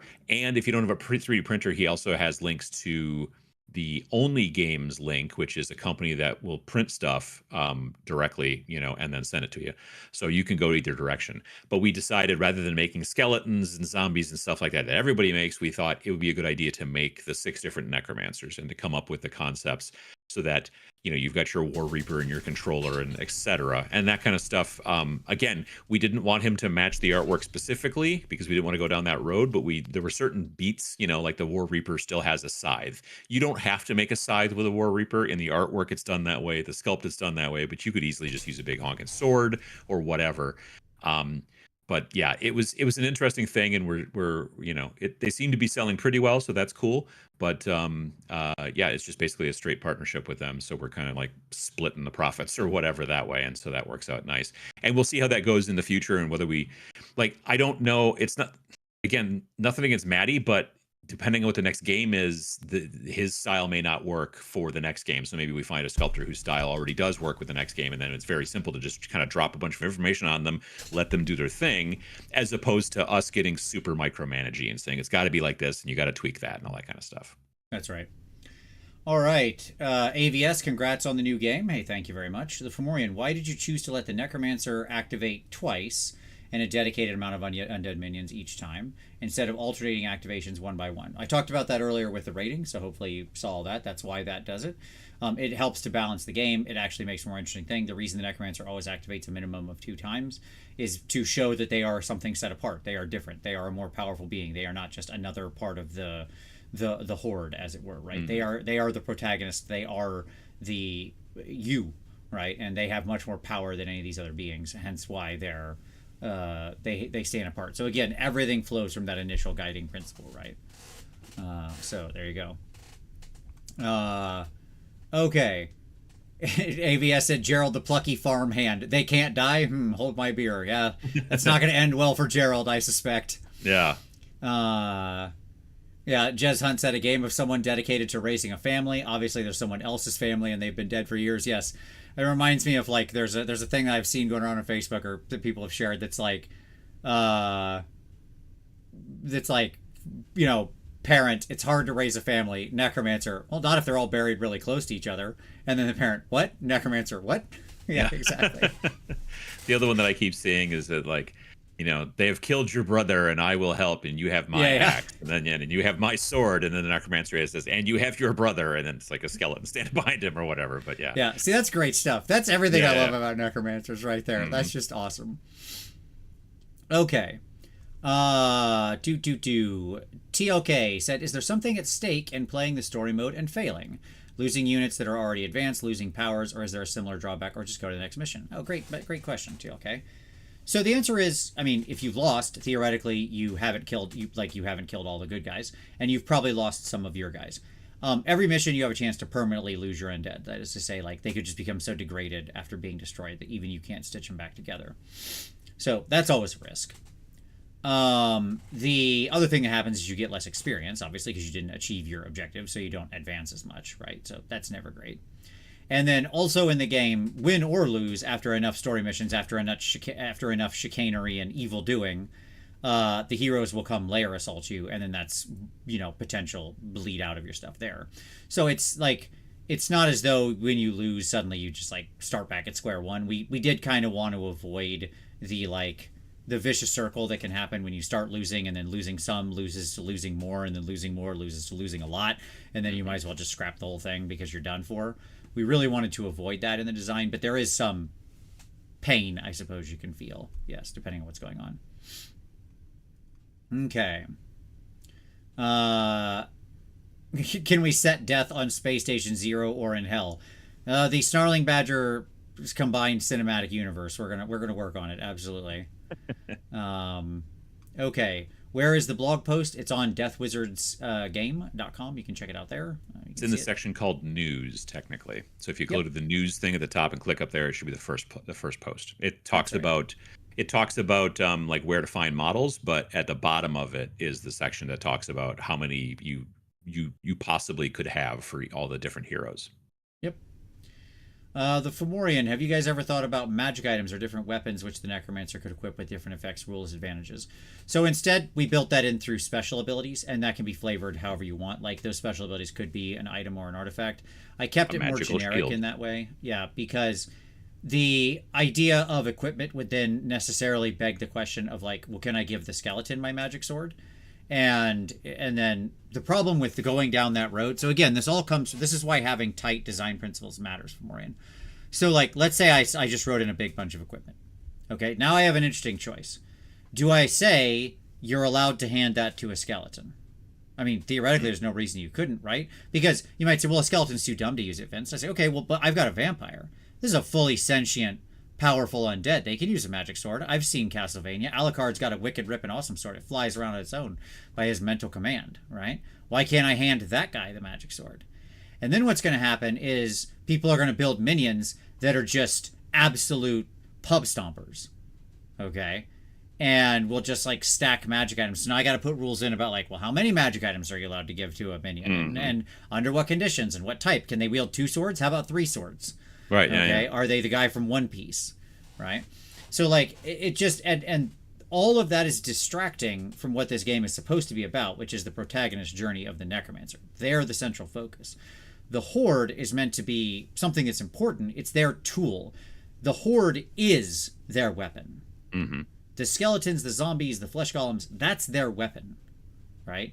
So instead, we coded it as special abilities that you give to your necromancer, because now there's no question. Like, of course, the regular undead don't get these abilities. These are rewards for the necromancer pursuing their path of dark power and unlocking, ancient and esoteric secrets of lore, right? That's what they are. And so then it shortcuts all those questions, keeps the focus of the camera where we want it throughout the gameplay experience, and still allows you to do the same thing. If you want to personally flavor your, unique thing as like a cool suit, or your special ability as a suit of magic armor, go nuts, right? That's up to you to decide. We kept them generic for that reason. So there you go. Dr. Zephy, I usually play good guys in games and struggle with playing bad guys. What's the pitch for making me play the game? I'll give you 2. The necromancer thinks he's a good guy. Absolutely. That's the step 1. Like, they have been wronged. They have been cast out. They have been exiled, right? They have been unjustly and unfairly persecuted for their beliefs. So, like, nobody's innocent here, right? It's a gray world. That's number 1. Number 2, here's my second pitch. You ready, Zephy? Come on. Everybody's got a little bad in them, don't they? Okay. Maybe just get a little taste of the dark side. Come on over. Join us. It's fun. All right. I see t-shirts all the time that say, come to the dark side, we have cookies. So that's right. People like cookies. That's right. Is the PDF linked, as in, can you click in the table of contents to jump to that page? Yes, there is a TOC linky thing over on the side with all the major sections. There's the bookmarks thing on the side. Like if you go to the table, the actual table of contents page in the book, and then click on it, that doesn't do anything. But you do have the thing over on the side, the bookmark section. It's a little bit different, yeah. That's right. Now the whole game isn't hot linked. Like we don't have everything in the PDF. Like if but like the major thing, sections, it jumps you to some like other that, page. But the major sections are marked in the bookmarks. Rain in Hell 2, The Quest for More Money. That's right. There you go. Yeah, exactly. Thank you, Peppo. Yes. Oh, Mel Brooks. So good. Okay. Pez said, what would you say is the best Snarling Badger game to get started with? Take this as you will, i.e. new gamer, best represents the brand, ease of access, etc. I mean, the simplest experience, as long as you've got multiple people to play with, like an actual skirmish mode, or you get the Oculus Sphere for the solo expansion, is Rain in Hell. It's a relatively simple game to learn. It's fast to learn and easy to go. I think Deth Wizards is actually right behind that. I honestly think like Majestic 13 and Space Station Zero are more complicated experiences because of the nature of how they go through the solo story and stuff like that. Like there's a little bit more to them. It's kind of a larger barrier. Again, all of our games are relatively simple to understand and get going. We don't have a huge barrier on any of them. But I would say those two, it's probably are the easiest. How's that sound, Adam? Think I'm in the right space there? Yeah, I think so. I would say so. Okay. Okay. The Duke said, I wonder if Adam or Vince has had more armies invalidated over their gaming career. It's me. Yeah. Hi. I'm the problem. It's me. Adam doesn't paint a ton of full armies. That's the trick. I do. No, I'm not an army player, number one. Now, that being said, I nearly bought the Beasts of Chaos Vanguard to use the Spearhead. I had them both in my hand, Cities of Sigmar and Beasts of Chaos, and I love me some Goatmen. I just love them. They got those great faces. And I was like, I've painted goat people before. I'm going to do Cities of Sigmar, and then my second one will be Beasts of Chaos, and then not so much. Not so much. Yeah. I mean, I've had 2 Cities of Sigmar armies alone invalidated. So, I'm in it to win it, buddy. Let me tell you what. Okay. Let's see. Thank you, Heretic. Much appreciated. We're glad to have you here. Yeah. AVS says, I would pay $100 for a special hardback copy of one of the Starling Badger games if you could guarantee I get a few points cooler, like when I click the button on YouTube. Well, always. if you click that like button, you will get cooler. Absolutely. It's, So if you haven't clicked like yet, do that. It's in the Constitution. Okay. Heretic support ordered my copy of Deth Wizards, but I have to ask: is there any hope? A lot of A's for an expansion to Majestic 13? Yes, there will be additional Majestic 13 content coming in Snarl. I absolutely. Yeah, not like an expansion, like a full nother kind of product, but like, yeah, we will put expansion information in Snarl. Maybe this one coming up in the fall, or maybe next year's, but more likely probably to be this one in the fall. But yeah, there will be a little bit of that. Yeah, because Majestic 13 did not have anything in the first Snarl, and I've already talked about it, and I have some thoughts around that one. So yes, Heretic, don't worry, you're gonna get there's gonna be a hot drop coming from the M13 board at some point in Snarl. Don't worry. Okay. Simon said, sorry if this has been answered, but how many models generally end up being on the table in a game of Deth Wizards, trying to gauge how many skeletons, etc. I need to buy? Very much depends on how you build your Horde. Your starting Horde is a minimum of 2 models, a maximum of 7, depending on the rating that they go to. Not including the Necromancer. Not including the Necromancer, yep. So Necromancer plus 2 to 7 undead. And then there is a blog post down below on Deth Wizards that is linked that talks about the maximum number of heroes you will ever need over the course of the game. And the maximum rating you can ever bring to a mission is 15 for normal Necromancers, 19 for the Dread Horde Master. So, like, if you went full hog, like full ham, okay? Like, and everybody's a rating 1. Everybody's a rating 1. And, like, this is my jam. I love skeletons and zombies, just base dinkerdoos running around, right? And I am full on Dread Horde Master. Then it would be 20 figures total you would have on the table, right? Because you'd have 19 rating worth of single models plus your Necromancer. Now, the funny part is, at the same time, the Monster Master's over here with like 5 models, right? So like there's certainly a range to it. It really depends on what you want. Most of the time, you'll probably be in the middle. It'll end up at like, I think with most full size crews, you're going to end up at like somewhere in the 7 to 10 model range usually. Yeah. Okay.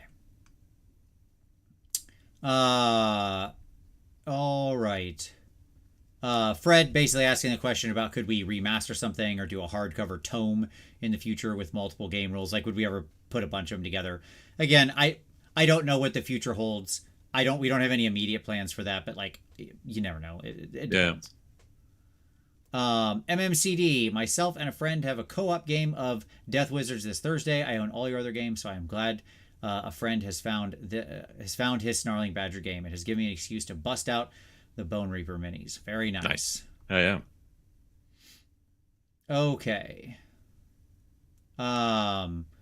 TLK, publishing adventure books like fighting fantasy stuff. A simple system with lots of interesting adventures. I don't know. It's an interesting thought. I don't know if we've ever really considered it, but again, I'd say no immediate plans for that. But it's an interesting thought. I just don't know if I'd have interest to write that same thing. Right. Yeah. Yeah. It's a very different kind of situation than doing a game, I think. Yeah, I agree. Yeah. I agree. Okay. Boop, boop, boop, boo. Craig, I linked that out to you, so there you go.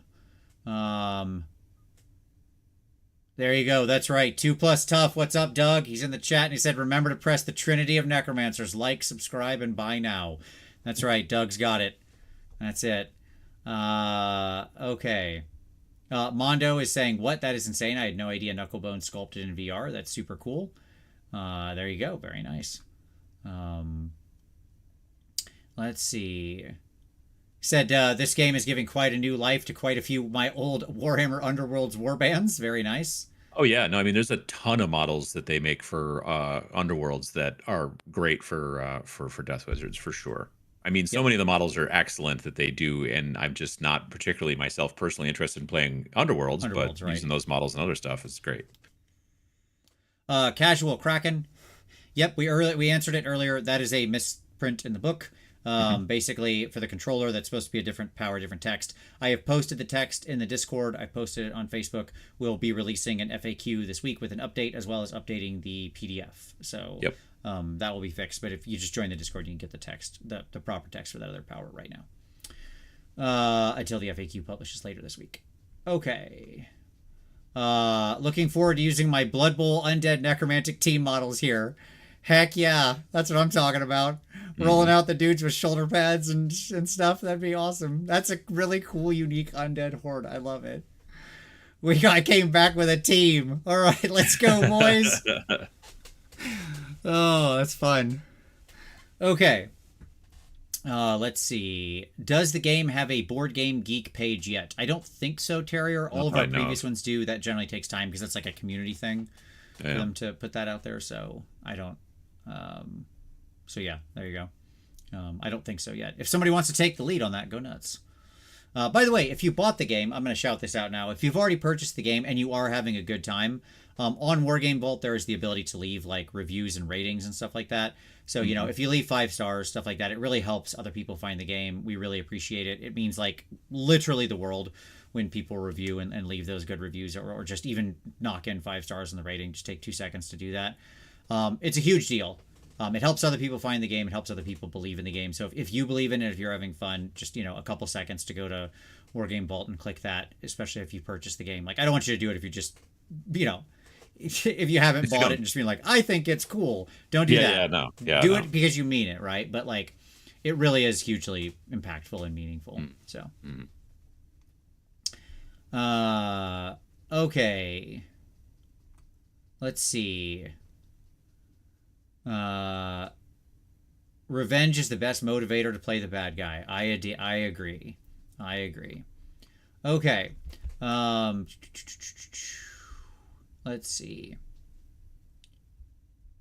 People just talking about helping Dr. Zeffy play the bad guy. Absolutely. Are you all going to be at Gen Con this year? Yeah, we'll be there. Absolutely. I mean, we don't have a booth or anything, but we'll be at Gen Con, yes, both of us. Absolutely. Like, it's always a good time. I go to Gen Con every year. It's my one convention I go to where I'm not like Vince. I'm just Vince, if that makes sense. Well, sometimes you teach classes there. I do teach still, yes, but absolutely. Yeah. But most of my Gen Con is just like me going to seminars and hanging out with my friends and playing board games and just, you know, eating bad food and eating really good food and stuff like that. Like, it's sort of a thing that my friends and I have done since 2006. I've never missed a Gen Con in 18 years or whatever. This will be the 18th year. So, you know, it's kind of a nice chance to get together with people I don't get to see very often and hang out. So I'm just kind of the personal me there when I'm not teaching. Okay, let's see. God Santa. That's a heck of a name. I'm excited to do plant zombies painted like 4 seasons. Do you have advice on visually separating spring and summer? Oh, yeah, sure. So, usually spring, you just go with a lighter, brighter green, maybe more yellowy green, I would think. And then summer is heading towards the deeper kind of, maybe not quite Kelly green, but pretty close. Like, not as deep as this wall back here. That's more of a hunter green. Yep, and I think incorporating a lot more like flowers and stuff into the summer one can also help, or like flower type colors, so pinks and things like that, whites, you know, stuff like those kinds of colors. That can often work. Okay. Let's see. 2+ tough. Any advice for someone with a game idea that's struggling to translate it into rules? Yeah, this is a great question, Doug. I'm happy to answer this. So I'll take you through a very abridged version of my process. But Doug, also, if you want to reach out, just we can chat, buddy.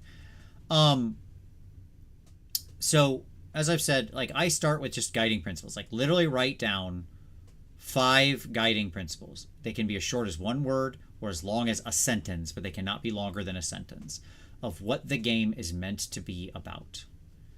Then the next thing I focus on is I brainstorm out like 20 or 30 interesting ideas of stuff that would be neat for the player to experience in the game. So do this thing, like raise a hero was in my initial list, right? Like kill a hero and raise them. Or, you know, take over a small village, right? These were all kind of my initial stuff, you know? And then once that's done, the next step is you think of like, what is your primary loop? The primary loop is the thing that the players are doing the most. So it's like in Age of Sigmar, it's rolling hit, wound, save rolls and stuff like that, right? Like, ostensibly perhaps move as well. Like you move, you charge, you roll some dice. That's your primary loop, right? It repeats over and over again over the course of the game. So think about what that is, what you want to accomplish out of it, and what it's going to be interesting. Then on top of that skeleton, you can build all of the rest of the ephemera. Like once that's down, the rest of the ephemera will generally fall into place. Like, okay, cool. Well, I know how the game's running. I know the core primary loop. So now I know how I can create exception-based design on top of that. Oh, so like here's a spell that changes the way this thing works, or this thing works, or here's a magic item that changes how this thing works, or whatever.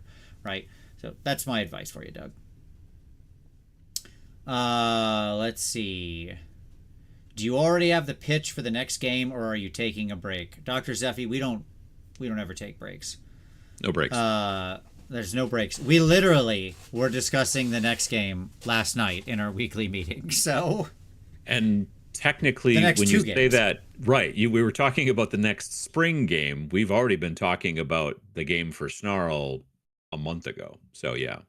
Correct. Yeah, I already have a bunch of the initial writing on the Snarl game done. Mm-hmm. Okay. Let's see. Bochete. As far as those people asking for STLs or model suggestions instead of picking out their own models, I'm one of those people. Selection paralysis or maybe a lack of inspiration. Think of it like a pre-constructed deck. Yeah, we get it. Absolutely. That's why we wanted to give you a bunch of... That's why we started doing the blog post with like recommendations directly to Cool Undead. So we get it. It's tough. And like I'm a paradox of choice sufferer myself. When I go into the store, I'll tell a very personal story here. I went to a tournament, Adam, some time ago, last year. Sure. Okay. Yeah. And I unpacked my bag, and I realized that in my bag I had forgotten to include undergarments. I didn't have any underwear. Right. Okay. I've done that with t-shirts. I've showed up and had pants and socks and underwear and no shirts. I'm like, right. How did I get here? Yeah. I realized I had taken them out, set them on the dresser, and then forgot to move them from the dresser to the bag. So it's no big deal. Like, it's in a city. Cities have stores, right? It's not like the end of the world.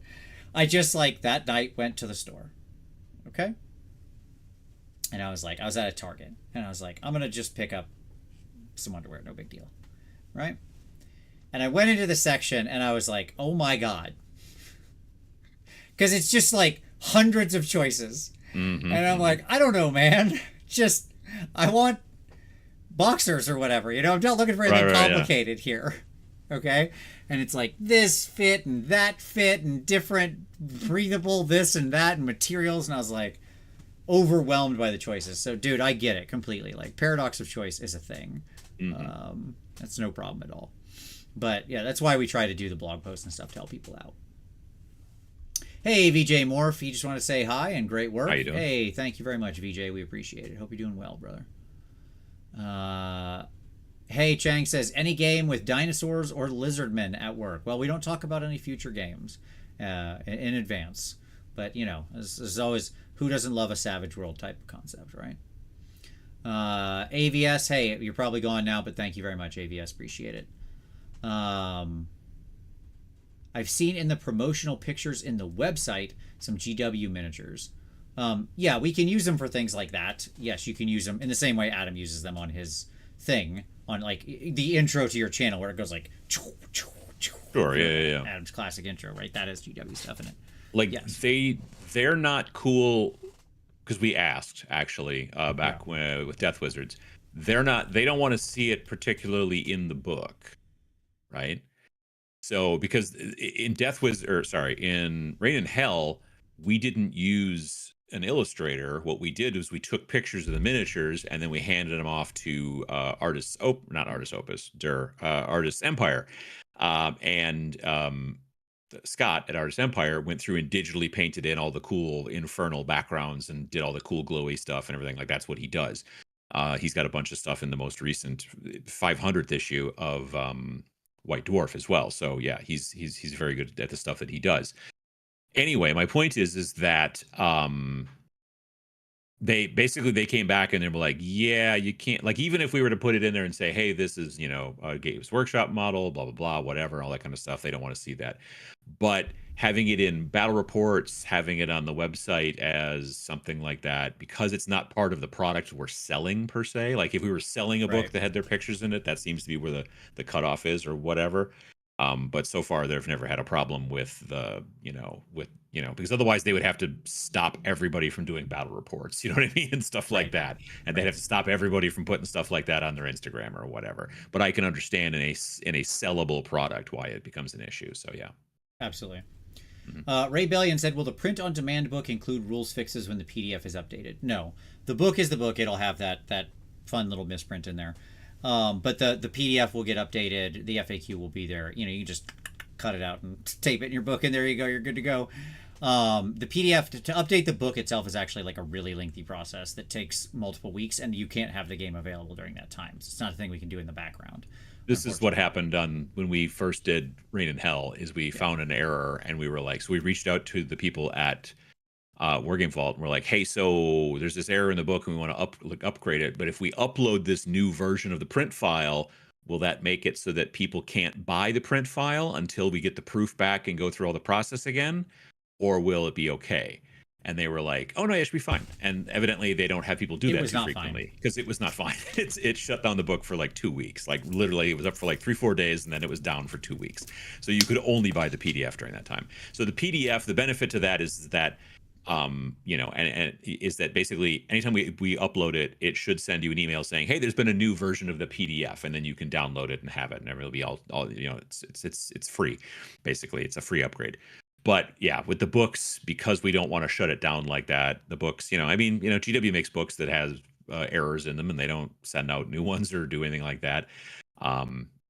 We did that with the cards last time. There was early on, we found that we were missing a card, and so we sent out just that single card to everybody who had purchased it up till the point where we found that it was a problem, and it was expensive and not great, as it turned out. So we worked real hard. Very much checked all the cards. Yes, to make sure that all of them were there. So yeah. Let's see. The Fomorian, have you guys ever thought about implementing weather effects or random events or map-based campaign into the game? I love map-based campaigns, so certainly that's on the table for some future game. As far as like weather effects or random events, yeah, that's in this game. In this game right now that we're talking about, that's in there. When you're playing in skirmish mode, there are fell omens that you roll for on a table. In Majestic 13, there are foobar events that happen. And bureaucracy as well. And bureaucracy, yeah. So yes, we have, and yes, we have. There you go.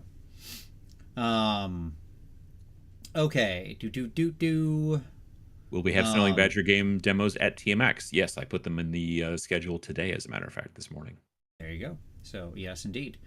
What is your favorite minion and why? Oh, good question.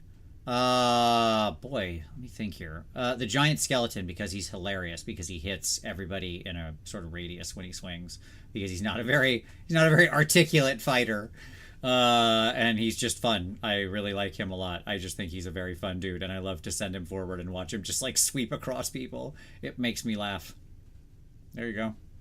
I think, same. Actually, I have a giant skeleton on my hobby desk down in the basement. I'm going to finish texturing his base this afternoon, and then maybe prime him up before TMX, but maybe not. We'll see. It's just a fun, like, I don't, when the piece of artwork, which I forget what page it's on, but it's the piece of artwork of the giant skeleton. When we reached out to, we were talking with Martin about it. I'm like, those Home Depot like Halloween giant skeletons, like, we want it like that, but bigger. And we want there to be a sense of scale. So you see how big this skeleton is in the artwork, and then he's chasing, villagers. So in the artwork, not only is he chasing villagers, he also has one in his hand and all that kind of stuff and everything. Yep. And Martin thought that was pretty funny. And it turned out it was a good piece of artwork. So I think that from a modeler standpoint, I think that for me is what I really want to be able to do. There he is. Yep. I'm a little behind, but yeah. No, you're good. Mechanically, I love the flesh golem as well. I like the big undead. The flesh golem's just really fun, especially when he goes berserk. Okay. Thank you, Seth. Much appreciated. TLK Club, you said board game style publishing would be expensive and out of your focus, but what about STLs, tokens, markers, holders, and everything else? Is that too complicated to produce otherwise? So, very simple answer, yes. Like we did STLs this time. But we did STLs by working with Knucklebones. So when we can find producers, especially for STLs that want to work with us and are easy to work with, we're happy. We will do stuff like that. When it comes to like tokens and anything you've got to go to China with, it's really hard for me to understate the amount of effort those take. I know it Oh seems like a God, yeah. simple thing, but it's like that is a dedicated person job, Every right? time that you buy a board game and you open up the box and there is that clear plastic doohickey in there that holds all the parts and it's all like, like indented and stuff like that, and you put all the different parts in there, all that kind of stuff, like that is probably iteration 5 on any given time. Like I have had conversations with board game producers who were like, oh God, those weird like little vacuum form things that hold every, like it's just such a giant pain in the butt. Like, and you go, well, this is what it needs to do, and then you have to test it, and is it going to hold up to shipping, like all that jazz. So yeah, that's not really what we're making here, as it turns out. Yep. Okay. We should probably wrap it up. We've been going for like 2 hours. Good night. Sure. Time Yeah. flies. But I appreciate all the questions and comments and Yeah, all of that. It's absolutely, been great. absolutely. What is special about the Land of Death? It's the setting for this game. We purposely left it fairly amorphous, and that's intentional, right? We use it for the background setting, but Adam and I always we want you to create your own stories, right? So, Yeah, and my thought, honestly, is just that the answer is actually nothing. Like it is a standard trope fantasy land. You know what I mean? And you as the necromancer, you're the weird one, right? That's why you've been kicked out and are now coming back to wreak some havoc or whatever. That's really it. It's not anything particularly special at all, except the name is a little double entendre. Well, not double entendre. I don't know. It's a play on words. it's a play on words. There you go. Yeah, yeah. Okay. Paolo said, can you have living minions or familiars as a necromancer? I mean, technically, no. Everything that follows you is undead. I mean, if you want to flavor one of them as still being alive, hey, that's completely up to you. But Sure. you can just give them the stats of that. But by definition, they're all undead intentionally. Mhm. Are there any zombie or skeleton dragons? No, not yet. Mhm. You could be. You never know what happens in the future, but no. That's a bit big, sort of for the scope of this, but no. I will never Go ahead. fault small game makers for not wanting to bet their entire business on a crate not falling off of a boat. Also Exactly. a good point. Yeah, yeah, Getting stuck exactly, in yeah. the Suez Canal or something nonsensical. Yeah, exactly. Okay. Let's see. Boo. Oh, this is a good question for you, Adam. I'll let you talk about this Yep. one for a second. Zetro, layout question. Do you like crazy layouts like Morkborg or prefer something more normal? How do you think about layouts? I would love to make a game that had a crazy layout like Morkborg, which I have right here, as it turns out. Nice. Um, uh, I also have back there on a shelf. I have Eat the Rich, which is an RPG. By and the art and all the layout on that book are done by Will Kirkby, who did the art for Space Station Zero. I would love to go down that road and do it.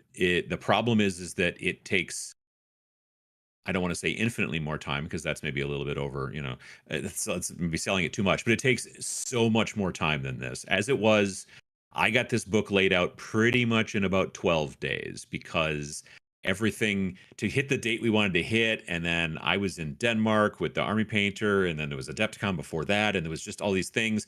It came down to a point, and we're planning ahead already for next year on giving ourselves way more runway than we did this time, and it was a situation.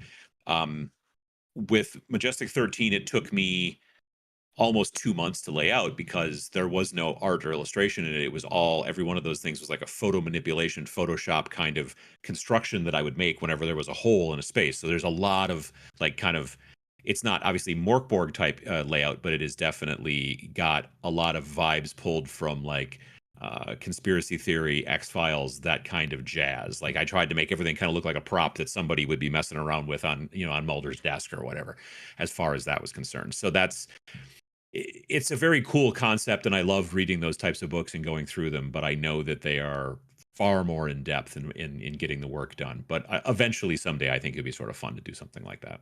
Yeah, 100%. All right. Dr. Zeffy said, I'll make it a tyrannical place so I can be the good guy. See, there you go. 100%. Sure, not a Absolutely. problem. It's already very much in flavor with that in the game. So it's your land to construct. You're a liberating force. Absolutely. Mm-hmm. Okay. And then, kind of some that brings us down to the end. Look at that, Adam. Perfect timing. Boom. All right, everybody. Well, hey, thank you all so much for watching the stream. Hit like, hit subscribe, do all those things on your way out. But just as importantly, don't forget, down in the description, all the links to the battle report, to the website where you can buy the game. Everything's down there. You can click through, and it is $13 for the PDF alone, 18 for the book, the printed book, and the PDF plus shipping, obviously on that one because it's a physical product. $18 plus shipping for the add-on cards, which contain the heroes, minions, and your layers for easy reference during the game. Optional card pack, not required in any way, but just as a game aid if you find that useful. Don't also forget. What's that? Yes, don't also forget Matty Knucklebones. That also has the STLs on there for the 6-core necromantic legacies, so you can go order those, link out to those guys, and pick those up. And yeah, check out everything. Blog post is there, as I mentioned, also on Deth Wizards. If you want to see what kind of minis do I need, where should I get my minis from, all of that's there. But if you've got any questions or something like that that we didn't answer, just drop them in the comments. I'm certainly happy to answer them. Adam, thank you so much, brother. Absolutely. Thank you all out there for watching. We really appreciate it. This was a lot of fun. We hope you all have a great time with Deth Wizards. We're really excited about the game, and we had a lot of fun making it. And so there you go. For those of you who are going to be at TMX this weekend, hey, see you there. Otherwise, for the rest of you, see you next time.